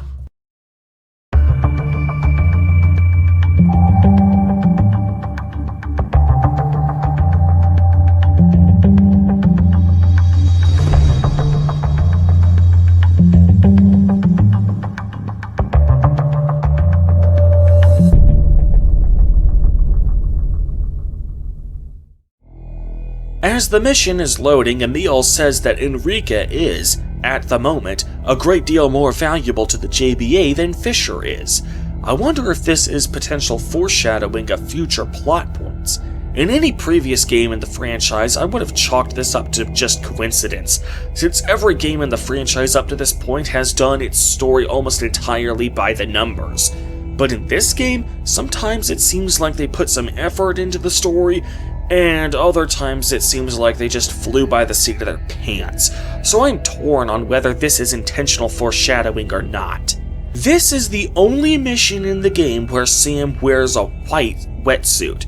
Presumably this is so he'll blend in with the white snow and glaciers that he's surrounded by. However, Sam's ability to remain undetected does not appear even the least bit affected by how much he supposedly blends in with his environment. This entire mission is being done in broad daylight, and the color of my suit doesn't appear to affect my visibility in the slightest. Unless I'm underwater, my binary visibility meter is constantly yellow. It just seems like a complete waste of a potentially interesting mechanic. Now, there is an occasional blizzard which kicks up a bunch of snow, and that snow does seem to affect the enemy's ability to see me, as well as my ability to see the enemies, but to be fair, that can be circumvented with my thermal vision. So the developers clearly had the ability and the desire to use this mission's unique environment to create a unique stealth experience. So the suit's inability to hide me amongst the snow and ice just feels like a waste. This is the only mission in the game where killing enemies doesn't affect your stealth score, and when we eventually make it to the ship, we get the reason why. For the first time in the entire franchise, we are tasked not with eliminating a single person, but with killing a whole bunch of people. It turns out that the ship has a full crew maintaining it, so we need to clear those guys out so nobody can stop the JBA's allies when they go to take over the ship. Gee, did you not expect the ship to have a crew? Why are you only just now telling me this? And why didn't you equip me for such a circumstance? This is just shoddy planning on Emil's part. Maybe if we had spent more than 30 goddamn minutes getting ready for this mission, someone might have thought to account for such a problem. Anyway, we don't even need to take out the entire crew, just about 18 of them. We can leave about 2 or 3 guards remaining for some reason. We also have an NSA objective, which we can use to regain any NSA trust we lost in the previous mission's choice objective, where we have to tap into the ship's communications antenna and have a brief conversation with Lambert. How the JBA doesn't overhear this conversation is never explained, but then again, in previous games, Fisher was able to speak on his implanted microphone while right next to another person without that person hearing him, so if you haven't suspended your disbelief on that matter by this point, there's no hope for you. That being said, this optional objective shows just how much fun Fisher is having clearing out the crew, which is to say, no fun at all. Lambert, they're asking me to clean up the place. I know. From a gameplay perspective, this objective is to give the player a way of recovering their NSA trust in this mission. But from a story perspective, this conversation reminds the player that Fisher is still a good guy. He isn't actually a member of the JBA, he's just a double agent. So, once you eliminate enough of the ship's crew, it turns out that the ship's captain doesn't exactly take kindly to you killing his crew in broad daylight. He knows that you have way too much skill for him to simply kill you. After all, if his entire crew couldn't stop you, him by himself doesn't stand a snowball's chance in hell. But he does have one ace up his sleeve. If he's going to die anyway, he's at least going to make sure to take the ship with him. So at the very least, you won't be able to take the ship for yourself. My ship is not yours to take, terrorist. I'll sink it before I let you have it. I honestly can't say I blame him. I'd probably do the same thing in his shoes, especially if I was just gonna die anyway.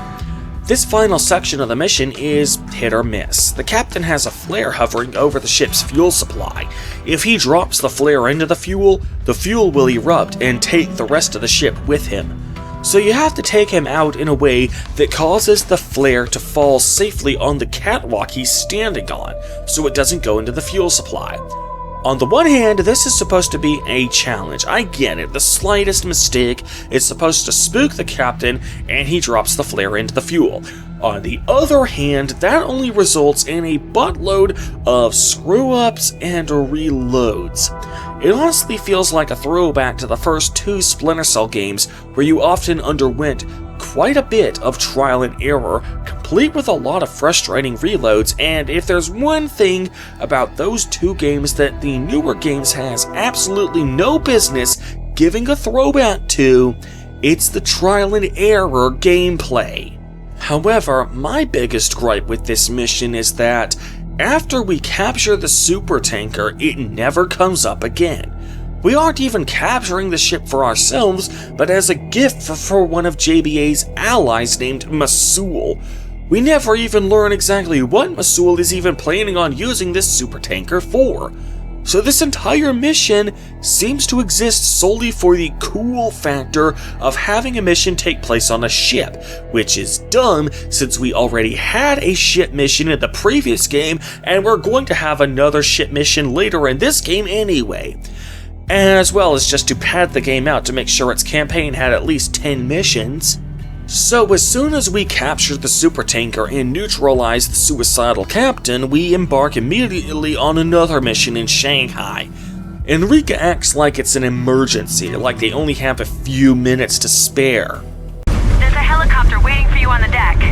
We got a situation in Shanghai and we need you there right now. Please, hurry up. There's no time. Jesus, first you fly me halfway across the planet on a half-hour notice, and now we're heading to China? Will I ever get to take a goddamn nap?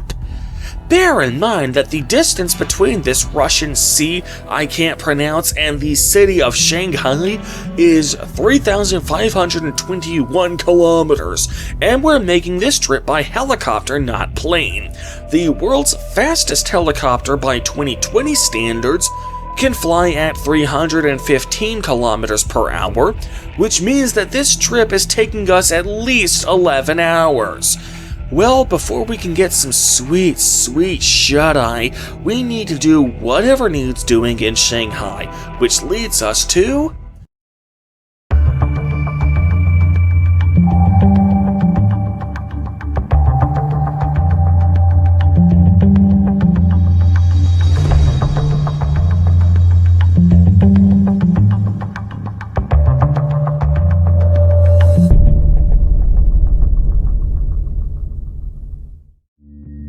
Fun fact, this is the only other mission, besides the first mission, which actually takes place during the night.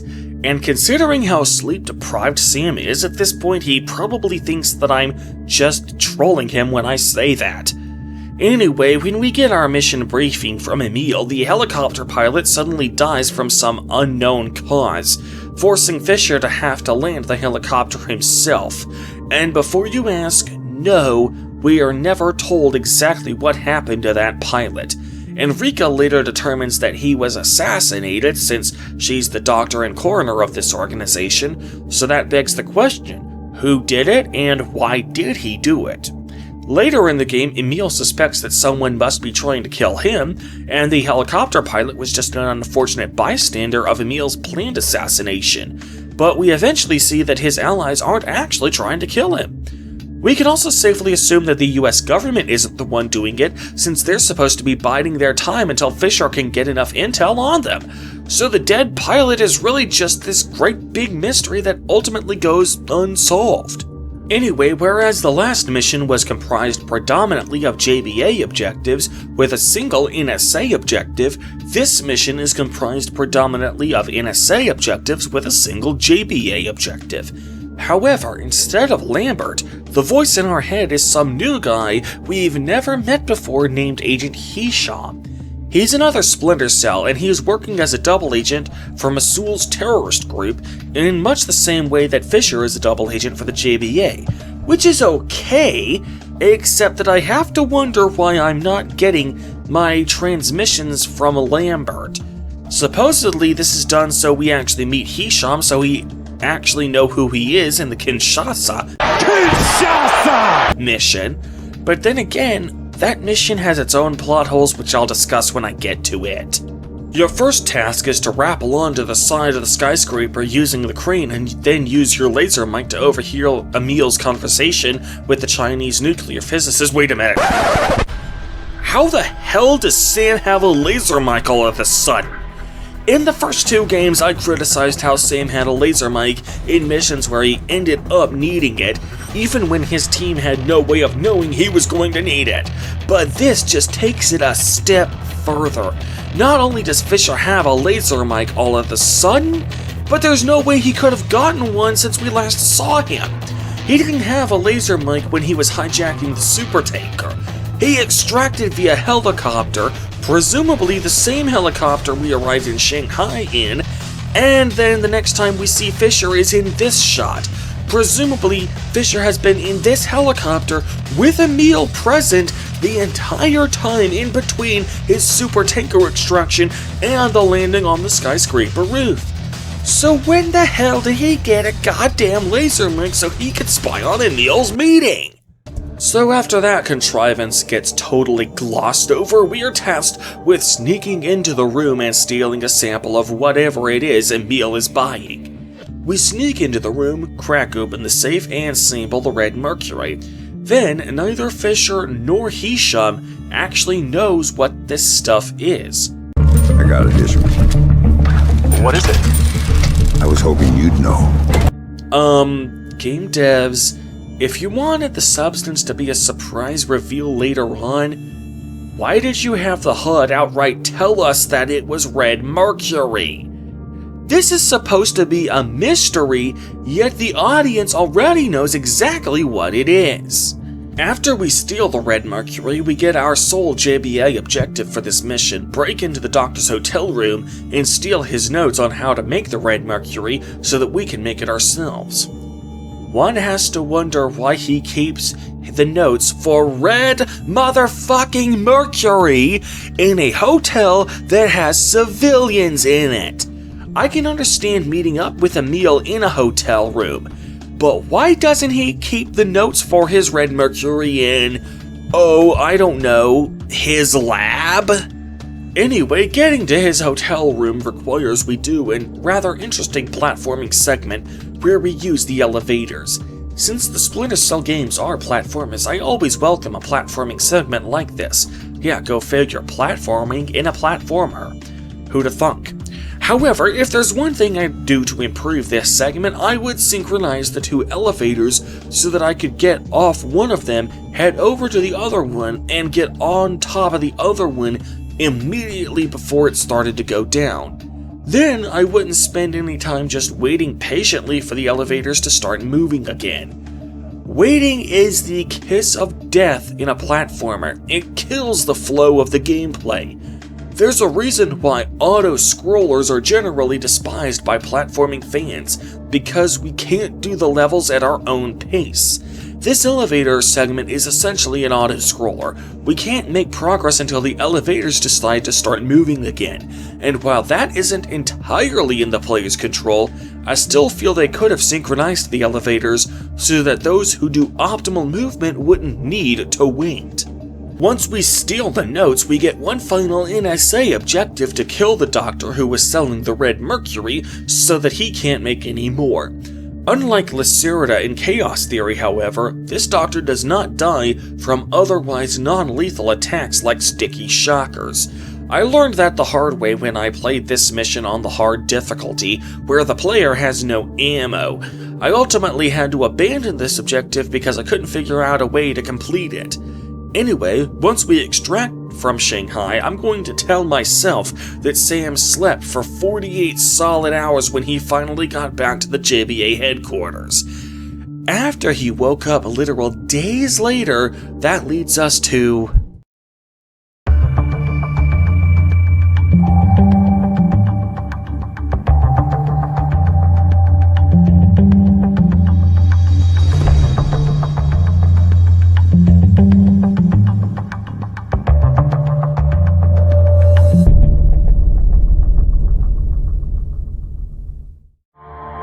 So we begin this mission with Lambert coming to visit us.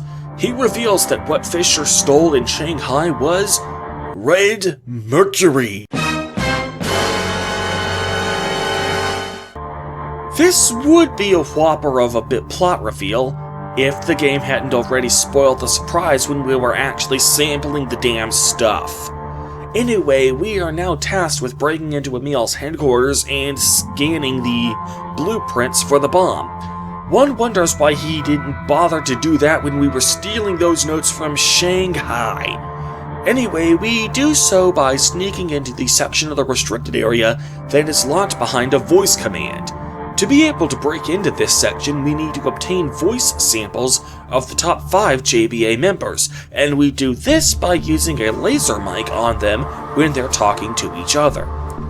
At the beginning of the mission, we see Lambert pass some gear to Fisher, which may be an attempt to explain how Fisher has a laser mic now, except that he already had the laser mic in the previous mission with no explanation. Why bother penciling in a scene where he gets a laser mic now? There are a handful of scripted conversations designed to present us with the opportunity to use the laser mic. However, the profile objectives in this mission suggest that we can obtain voice samples from all 5 JBA members. However, for the life of me, I couldn't find a time in this mission when I was able to obtain Moss's voice sample. In fact, I never even came across him in this mission. There was one time he was talking to somebody else over a walkie-talkie, but apparently hearing his voice come out of a walkie-talkie isn't good enough for the laser mic. Fortunately, that's the thing about the profile objectives. You can complete them in later JBA headquarters missions if you don't complete them the first time. However, there is one part of the profile objectives that I really have to complain about. See, when we break into Emil's personal quarters, there are 3 things we can do.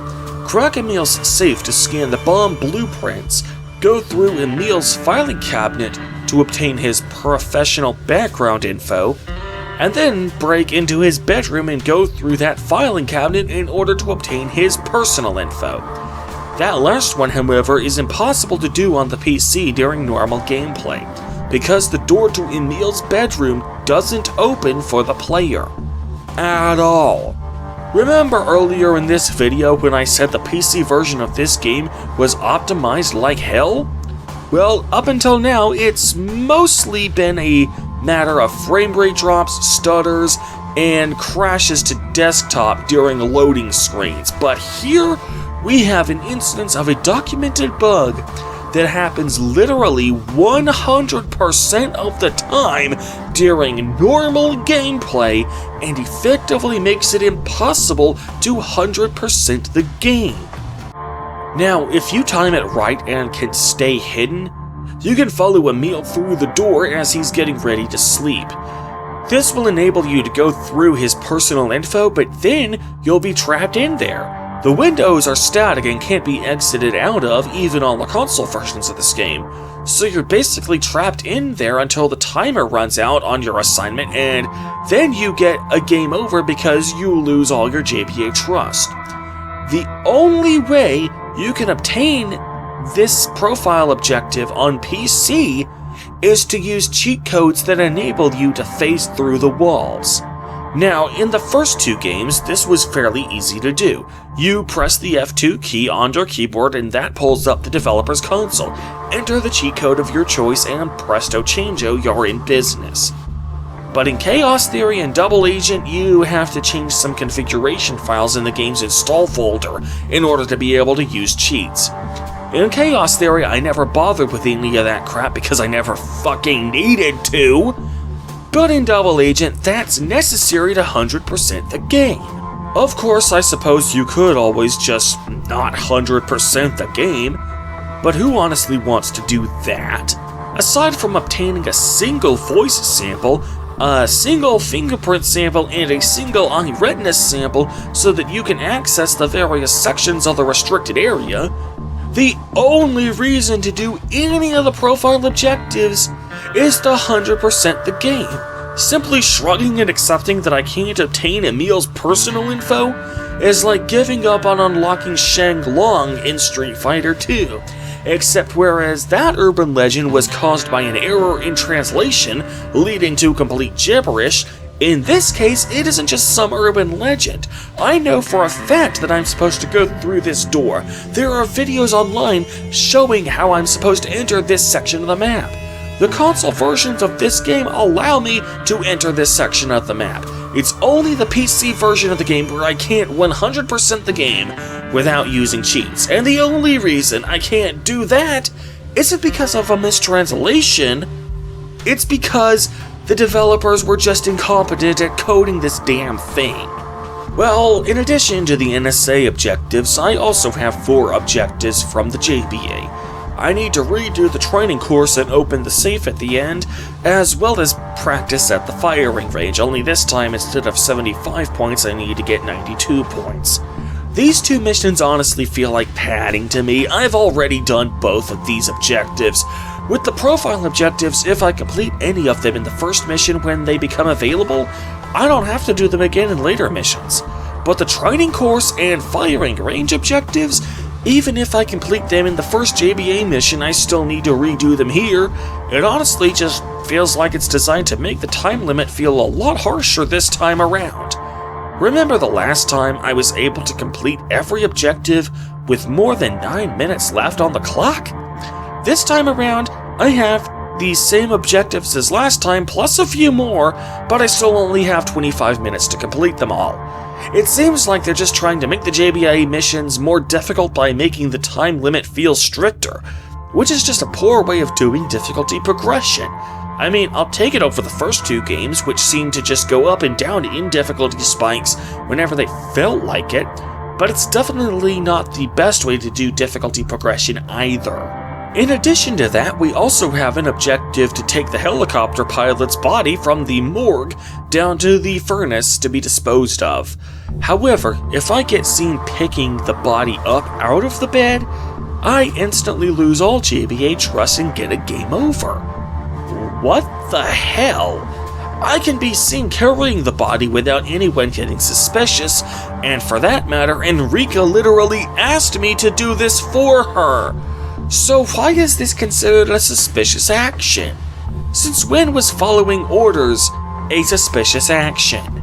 Anyway, the main JBA objective we have this time around is to assemble some landmines for Kinshasa. Since all objectives in the JBA headquarters missions are optional, that means the Kinshasa mission won't actually use these landmines, since the mission has to be designed on the assumption that the player didn't complete this objective. However, it is an interesting minigame. You use the primary fire key to slowly insert this green glowing dick into this yellow vagina. Slowly. Yes, slowly. Then we can use the mouse wheel to speed the process up, but this overhead view of the top right corner of the screen shows us that the green dick is aimed off center. We have to use the WASD keys to keep the green dick in the center. If it hits the inner thighs or butt, instead of going in the yellow vagina, the green dick will prematurely ejaculate and go flaccid, and we can't use it anymore. We only have 15 green dicks, and we need to assemble 10 minds, which means we can prematurely ejaculate up to 5 times and still complete the objective. So now that we've had some slow, sensual gamma sex, how about some real sex? If we exit out of Emil's office through the window and sneak into Enrica's quarters, the game takes control away from the player and Sam opens the door to reveal Enrica on the other side. She is initially angry that you're in the restricted area, but she agrees not to report this violation once you start putting the moves on her. If you do this immediately cancels all remaining objectives and ends the JBA mission. If you know this is coming and still have objectives you want to complete, you can enter the window that leads into the upstairs bathroom instead, so there's always that. But however you choose to end the mission, you then move on to...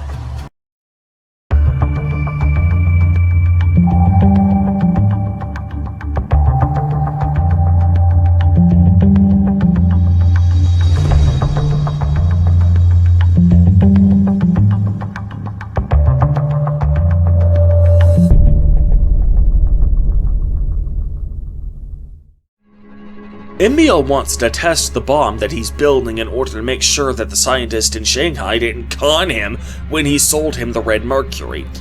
In the previous mission, Enrica pleads with Emil, saying that we don't need to actually kill all the people on the cruise ship in order to test the bomb. Emil brushes this argument aside, saying that their mission is going to require a lot of innocent deaths anyway. Okay, fair enough, but then again, shouldn't we also consider the pragmatic aspect of testing the bomb in this manner? This is obviously going to be a very risky move.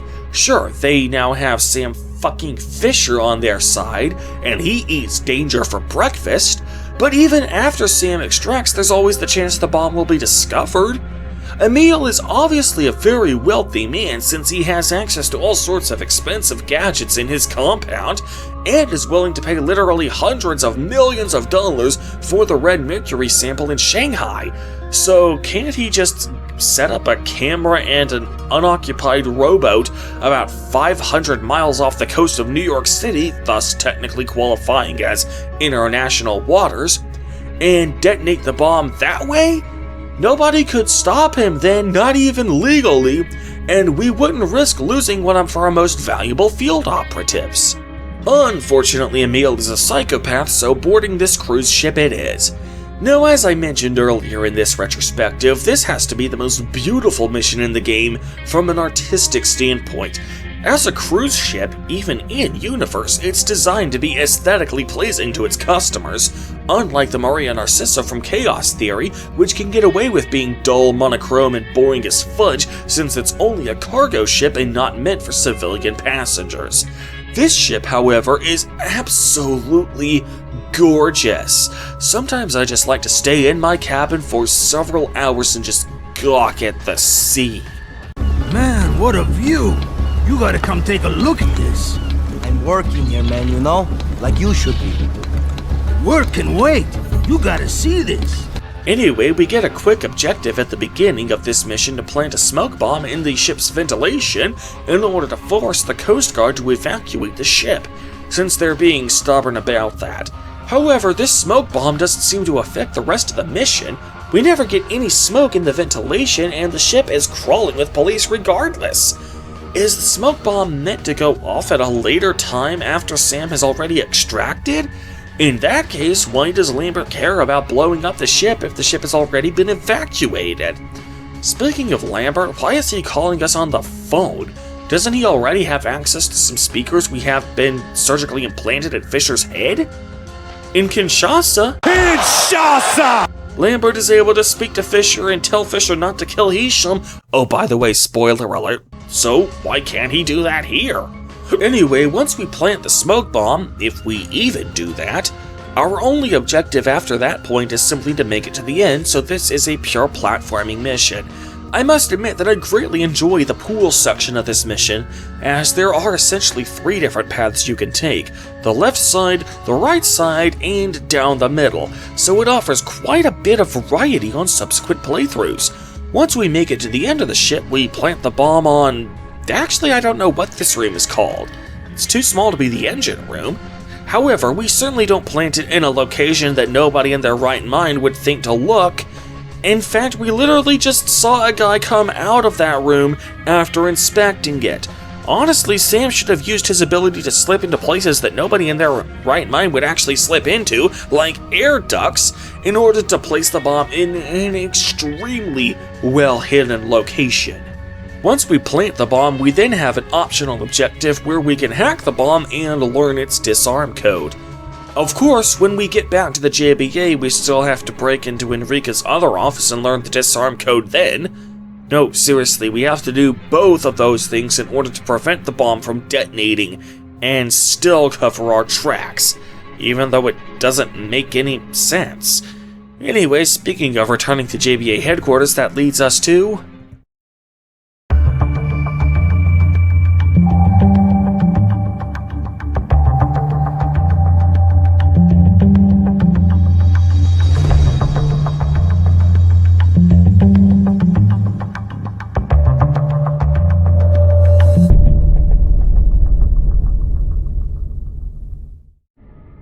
Lambert causes a temporary blackout in the compound so he can pass some information on to Fisher.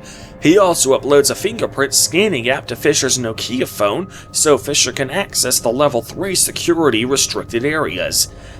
Anyway, Emil has a job for us to decrypt an email from Masul's he had intercepted in order to see if the helicopter pilot casualty in Shanghai was actually an attempt by Masul to kill Emil.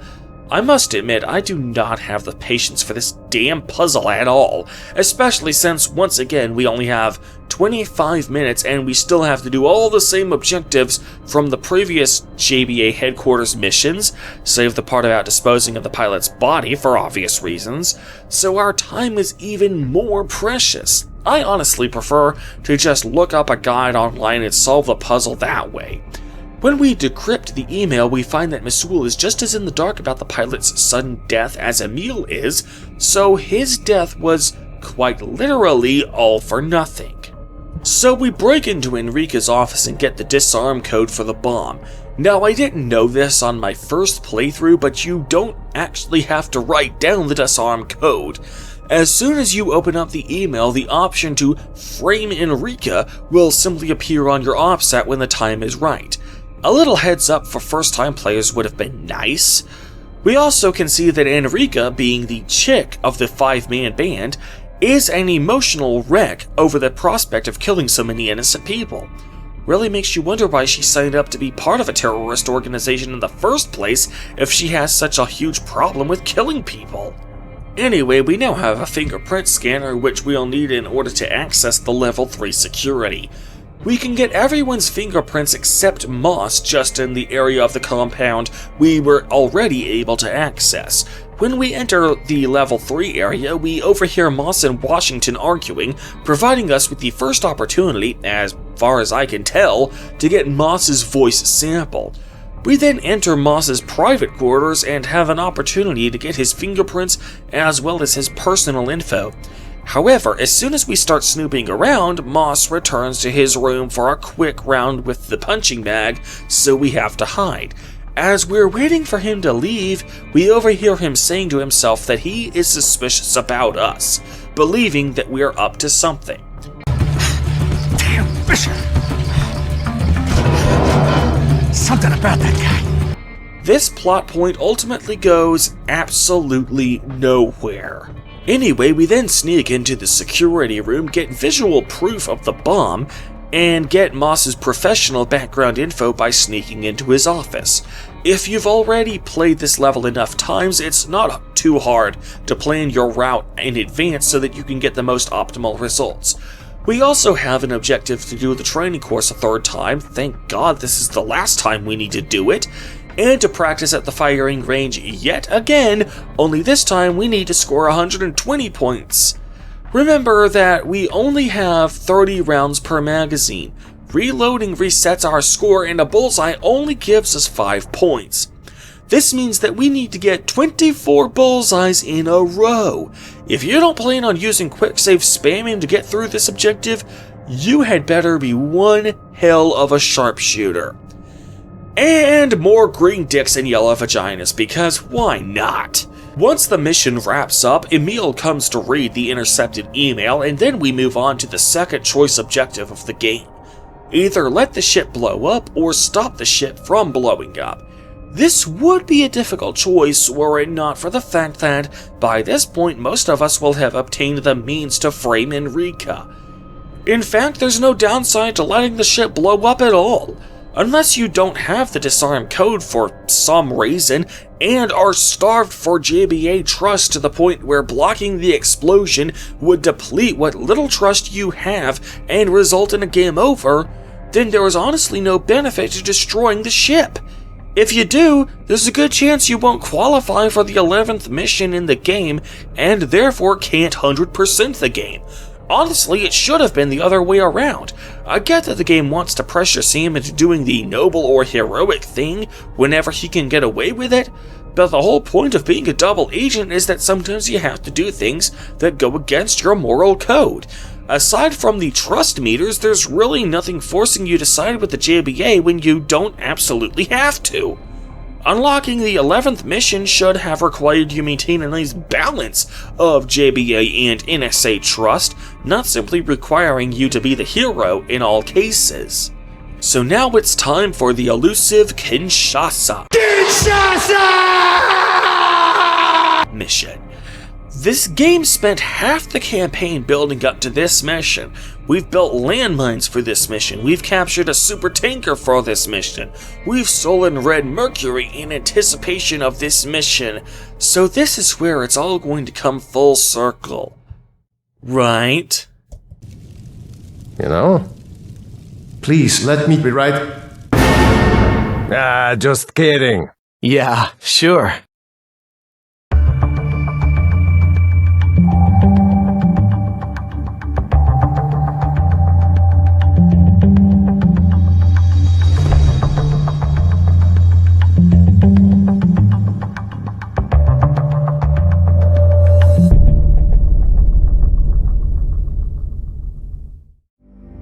For a mission that the game has spent half its runtime building up towards, this is honestly a pretty big letdown, and it starts at rock bottom with Emil telling us to stay put in the truck.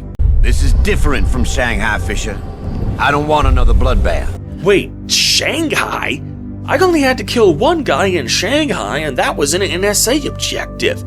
Honestly, he should have said this is different from Russia. You know, the Supertanker mission? That mission really did involve a JBA-mandated bloodbath. Oh, but that's just the tip of the iceberg as far as this mission is concerned. Agent Hisham talks to us using our implants and asks us to bug the meeting room, so we take a huge, roundabout path so we can enter the meeting room through its glass roof. Considering that Emil makes his way from the meeting room back to the parking lot in about 2 minutes' time, one has to wonder what took them so long to get to the meeting room in the first place. It's not like they weren't ready for the meeting, since Masul is pressuring Emil at the beginning that the meeting was starting, so he needs to hurry up. Emil, the meeting is about to start. Then, when you actually get to it, there's the meeting itself. For all the build-up this meeting has received over the course of the game, this meeting should have been on par with the Shrieking Shack in the book version of Harry Potter and the Prisoner of Azkaban. In the book version of that story, the Shrieking Shack scene was several chapters long, and it was a treasure trove of exposition and plot payoff, with practically every minute detail in the book up to that point getting paid off in one concentrated money shot. Nearly every superfluous detail in the book up to that point was brought full circle. Well, this meeting should have been the equivalent of that. Maybe we'll learn exactly what happened to that helicopter pilot. Maybe we'll learn what exactly Mosul needs the Supertanker for. Hell, maybe we can actually learn why Emil thinks the US government is so corrupt that he's willing to do acts of terrorism to undo the corruption. Nope! The meeting lasts all of 1 minute. 1 whole minute! Before it gets cut short and we get called back to the parking lot. The only thing we hear about the bad guys' plans is what cities they're planning on hitting with their respective bombs. I'm sorry, but this meeting was so half-assed, I can't even believe they bothered. We spent half the game building up to this moment, and it's over before it even begins. Now, maybe, just maybe, you could argue that Emil will go back to the meeting room and continue the meeting once he's given Fisher his objective. And since we went ahead and planted the microphone in the meeting room, that means Third Echelon can still eavesdrop on the rest of the meeting, so there's no need for Fisher to hear it. Well, you know, even if Fisher doesn't need to hear the rest of the meeting, we, the audience, sure as hell do. As it stands, this meeting rivals the manga version of Tien's use of the evil containment wave in the King Piccolo saga in terms of way too much build-up, not nearly enough payoff. Oh, and you'd think that with only a minute to talk to each other, they wouldn't be able to make very many plot holes even if they literally wanted to, but you'd be surprised. Some fucking how they managed to screw up even the short amount of conversation they have. Some new guy we never met before named Alejandro says that they should discuss which cities they're going to target. Mosul objects to this proposal as they agreed to keep their targets a secret, presumably so any potential spies would have very limited knowledge of all three of their plans at once. However, the literal minute that Mosul objects to this discussion, Alejandro proceeds to name his city, and then Mosul goes along with it and names his city as well. I think we should share our targets. No. We agreed to keep that secret. My man will be carrying his bomb across the border into Mexico City. Los Angeles. And mine will flatten New York. Dumbass! Oh, and why is Alejandro targeting Mexico City with his bomb? How is that supposed to make a point to the US government? Was Mexico annexed by the USA in this universe, kind of like how Canada was annexed by the USA in the Fallout franchise? Well, if that was the case, then one has to wonder why the Mexican Coast Guard was being so stubborn about evacuating the cruise ship earlier. I mean, if they were under American jurisdiction, it wouldn't really have been their decision to make. The president could have just given them a direct order to evacuate the ship, and they would have had no choice but to obey.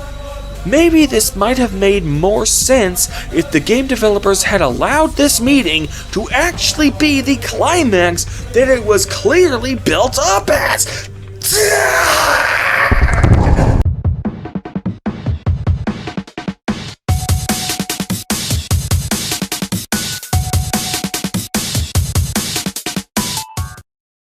I can't wait to get started on the Final Fantasy retrospectives. Those games are supposed to have good stories, right? I really hope so. So, if we take that little narrative faux pas out of the equation, how does the rest of the mission hold up? Honestly, very fucking poorly. When we get called back to the parking lot, we have a very limited time frame to actually make it back. Considering how long it took them to actually start the meeting, you'd think our time limit would be pretty lenient. But nope, you'd get about 2 minutes to make it back. The only way you're going to make it back in time to avoid losing any JBA trust is if you already know exactly what path you're intended to take and beeline to it. Unfortunately, the game is not clear at all in conveying the intended path to the player, so on a first playthrough, you're most likely going to be late for your meeting with Emil. When you meet up with Emil, he gives this line. We've got a mole, and And I think you know who it is. It's Hisham. Which one was he? One of Masood's. You met him in Shanghai. Wait, how does Emil know about that? Now, this time it was indeed Shanghai when this happened and not Russia, but I never met Hisham in person. I only heard his voice in my head because of my third echelon implants. So how does Emil know that I met Hisham? Honestly, I'll take that at this point. After that minute-long meeting caused the story to hit rock bottom, I'll take this little plot hole any day of the week. Anyway, Hisham's cover has been blown, somehow, off-screen. We never get an explanation for how his cover was blown, but frankly, I'm not surprised at this point. If they haven't bothered to explain major plot details up to this point, why start now? Anyway, Emil tells us to find him and kill him, which leads us to part 2 of this mission. On our way to this mission, we actually have 3 NSA objectives. Of course, the game never actually tells us to do these objectives. I personally only realized these objectives existed when I lost the trust from the NSA for not completing them. I'm supposed to prevent an execution of some innocent civilians, save a woman from a bus, and retrieve the plans from some camp. Now, that last one, I can see why the NSA would want me to do that, but why is it Fisher's responsibility to stop the executions or save the woman? Fisher has, historically, never been allowed to kill civilians himself, but he's never been expected to interfere with local affairs to stop atrocities that don't pose a threat to American national security. There have been plenty of instances where Fisher has been content to simply stand back and let innocent people die right in front of him, rather than risk giving away his position. In fact, in the Soul mission in Chaos Theory, Fisher at one point actually defies orders so he can go out of his way to save a couple of pilots. So why is it now, all of a sudden, that the NSA expects Fisher to go out of his way to be the hero, and Fisher will lose trust if he doesn't be the hero? It just seems inconsistent with the way Third Echelon has treated these missions up until this point in the franchise. I certainly don't mind being given the opportunity to do these heroic deeds, but like the Soul mission in Chaos Theory, these side objectives should net me no in-game reward for completing them, nor should I suffer any penalty for not doing them. If I do these objectives, I should do them solely because my moral compass compels me to act, and absolutely nothing else. When we get to the tower where we're supposed to snipe Hisham, then and only then do we hear Lambert talking to us in our implanted speakers, telling us not to kill Hisham. This begs the question, why didn't he do that before? Ass. It is entirely possible for you to go ahead and kill Hisham before you're ever given any indication that Lambert wants you not to kill him. Couldn't he have said this to you while you were on your way to the tower? Oh, and if you kill the black guy who would have killed Hisham, Lambert tells you to get down to the presidential palace and rescue him. However, no matter what buttons I press, I can't seem to disengage the rifle until a bomb swoops in and destroys the tower I'm standing on. I thought this was yet another bug the PC version of the game had. I honestly wouldn't have put it past them at this point. But nope, it turns out that the bomb is supposed to hit, and part 3 of the mission begins on top of the ruined tower. You know, a little fucking clarity would have been nice. I kept reloading and reloading, thinking I had done something wrong or that the game had screwed up in some way. If you had adequately communicated to me that this was supposed to happen, it would have saved me a lot of headaches. So once that confusion is cleared up, Fisher then heads out to rescue Hisham. It turns out that Hisham is being held captive in the presidential palace, which is weird since the guy who was supposed to kill him is now dead because you killed him, and then Hisham ran off. What, did he slip on a banana peel or something? Anyway, the presidential palace is being rigged with explosives, so that gives us a convenient means of creating the illusion that we actually killed him without Emil needing to see the body. It really makes you wonder how you would have avoided blowing your cover if the palace wasn't conveniently rigged with explosives, or if Hisham wasn't taken there. So overall, this mission is a complete failure on nearly all counts. The story completely falls apart at the moment that should have brought the story full circle. The priorities of Third Echelon are completely retconned for no reason. The game developers get the missions confused, Emil knows things he shouldn't know, and the game does not adequately communicate important mission details to me, and instead just leaves me to figure shit out on my own. Gah.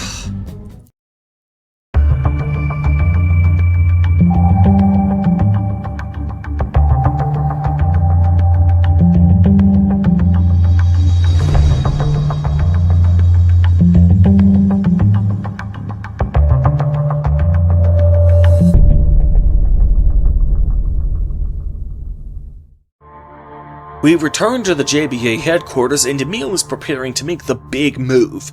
Moss assumes command of delivering Masul's bomb to Masul, and so he won't be present for this JBA headquarters mission. Fisher and Emil are summoned to the interrogation room, and while we're walking there, Emil learns that there are SWAT officers outside the compound, so he tells everyone in the JBA to be ready for a fight.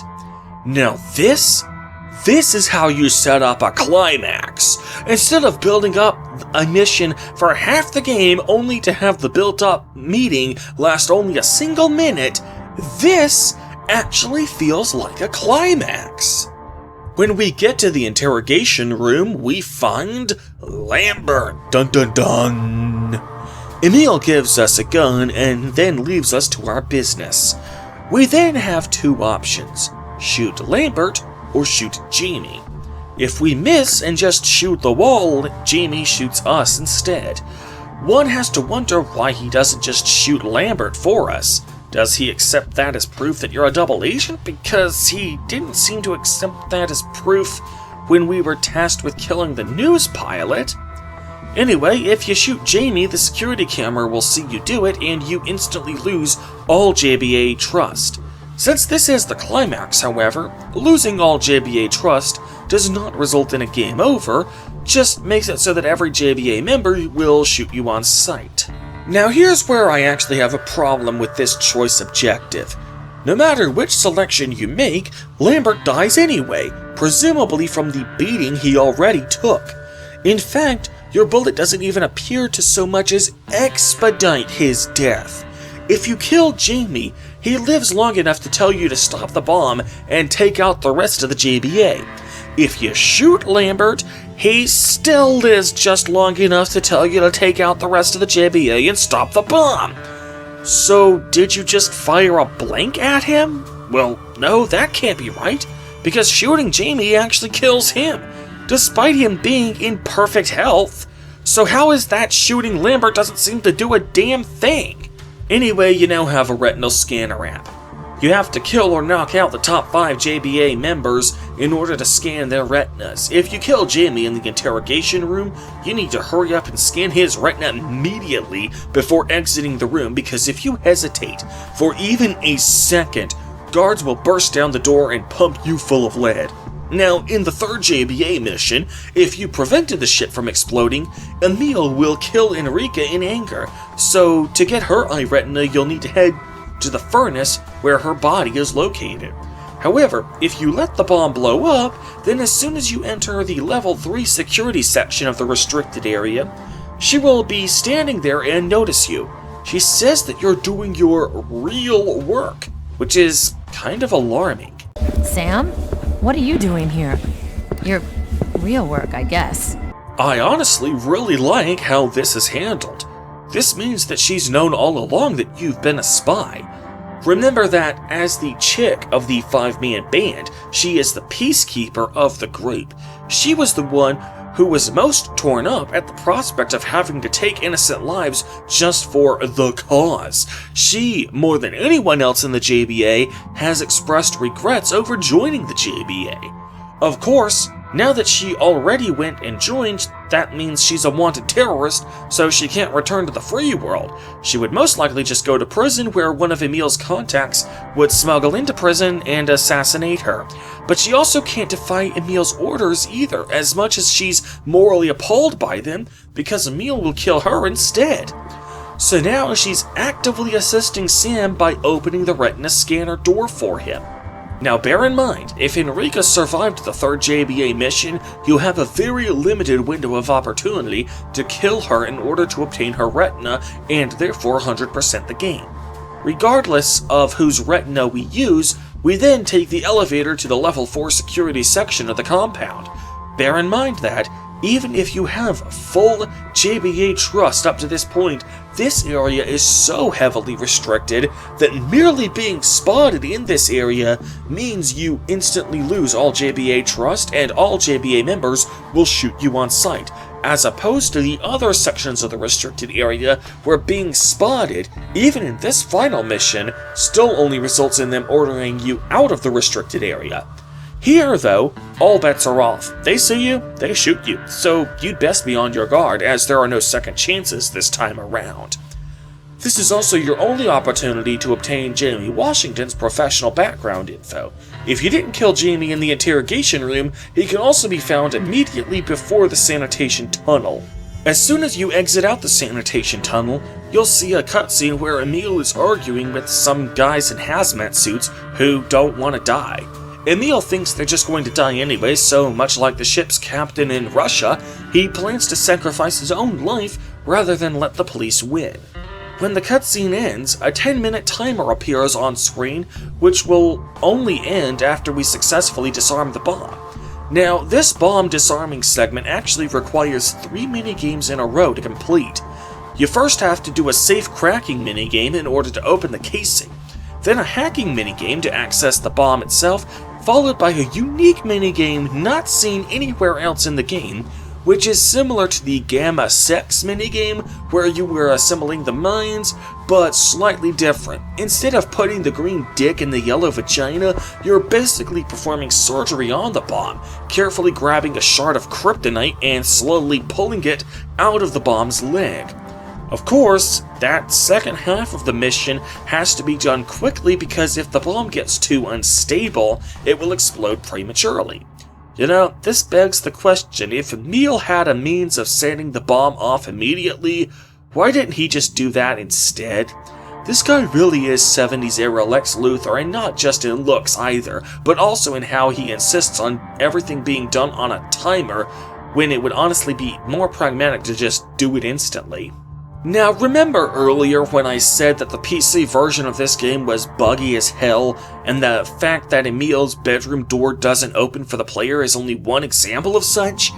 Well, here we have another example. See, as soon as you disarm the bomb, some SWAT officers are supposed to rappel in through the roof and take control of the compound, even though we're supposed to be several stories underground, but why ask the story to make sense now at the very end?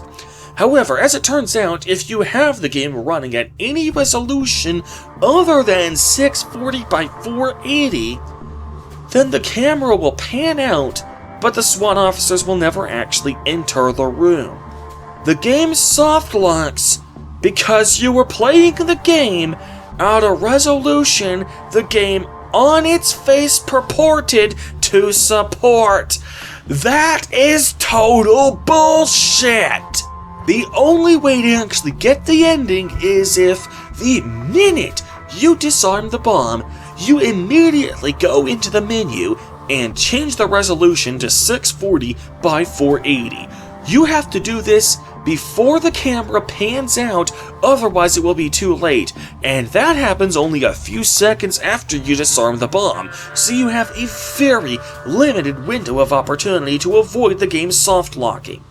I mean, I suppose you could do the bomb disarming minigame in 640x480 resolution, but honestly, who wants to do that? Now, what happens next depends on how you've played the game up to this point. The default ending is that the SWAT officers enter and Sam puts his arms up in surrender. Then the credits roll and we hear, but don't see, how Sam is arrested, brought into court, and escapes from prison. It's unclear whether Third Echelon helped bust him out or if he escaped on his own. However, if you end the 10th mission with at least 1/3 of your NSA trust meter filled up, and you have sided with the NSA on 2 out of 3 choice objectives throughout the game, those choice objectives being preventing the cruise ship from blowing up, saving or killing Agent Hisham, and shooting Lambert or shooting Jamie, you can side with the JBA on one of those 3 objectives as long as you side with the NSA on 2 of the 3. Then you can unlock a bonus mission. This mission takes place on a boat. For the record, this is the 3rd mission in the game to take place predominantly on a boat. This means that 7 of the 11 missions in the game have either taken place in the JBA headquarters or a sea vessel. Could you have shaken up the missions just a touch? Anyway, Moss has a small team of JBA thugs, and they're supposed to deliver this bomb to Mosul. But Moss realizes that the police must have seized the bomb at the JBA headquarters, so he decides to use Mosul's bomb to destroy New York instead. Because Moss was absent for the 4th JBA mission, this mission is the only way to obtain Moss's eye retina and therefore 100% the game. Okay, first of all, how does Sam catch up with the boat? With the Maria Narcissa in Chaos Theory, we begin the mission on the boat, so it's left up to our imaginations how exactly Sam managed to get on it. But here, we actually begin the mission in the water, next to the boat, and Sam has to grab onto a ladder and climb up. So there's no 2 ways about it, Sam actually had to swim all the way to this boat to get to it. How the fuck did he do that? Bear in mind that the boat is in fact moving. Much like the train mission in Pandora Tomorrow, in-game it's only the background that's moving past the characters while the floor itself is stationary, but in-universe it's the complete opposite. The thing we're standing on is what's moving at very high speeds. So Fisher was quite literally swimming fast enough to catch up to a speeding yacht. I get that he's in tip-top shape, but how can anyone who isn't Kryptonian swim that fast? Also, why is Sam wearing a SWAT officer's uniform? Apparently he knocked out one of the SWAT guards when they were trying to arrest him, but this has to be the first time in the entire franchise when he actually stole someone's clothes after knocking them out. But that also begs the question, why would he go through all that trouble? It's not like he needs to pass for an actual SWAT officer. The thugs on this boat will shoot him on sight anyway, so how does this help him remain undercover? I mean, I suppose the developers did it because they wanted Sam to have a different outfit with each mission, except for the JBA headquarters missions, but in-universe, what sense does this make? So anyway, you sneak into the captain's room, take out Moss, get his eye retina, disarm the bomb, and then abandon ship. It's over almost as soon as it begins, but then again, it's only a bonus mission, so what do you want?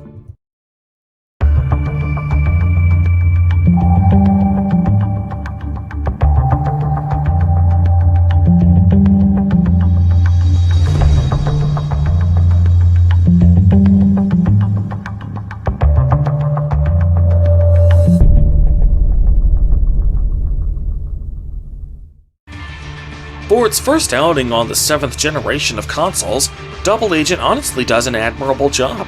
Surprisingly, the game struggles from a technical standpoint on the hardware the developers should already have a ton of experience with, the PC, which just makes no sense. This game is a sadly overlooked installment in the franchise. It has much the same non-linear maps and optional objectives as Chaos Theory, and aside from Kinshasa, there really aren't any missions that are just an abject failure across the board. Now for the rankings. As I said at the beginning of this video, I consider this game to be a very close second to Chaos Theory in terms of overall quality, Kinshasa notwithstanding. So it should come as no surprise that I rank this game in between Chaos Theory and Pandora Tomorrow. This means that Splinter Cell 1 is still at the bottom of the list, but there are still 2 more games to go. Next time I will do a retrospective on the black sheep of the series, Splinter Cell Conviction. I have never played this game before, so I'm going into this game completely blind. Well, ladies and gentlemen, if you enjoyed this retrospective, please hit that subscribe button for more videos just like it. Also, if you enjoy my content overall, please consider supporting the channel directly, either with Patreon support or channel memberships.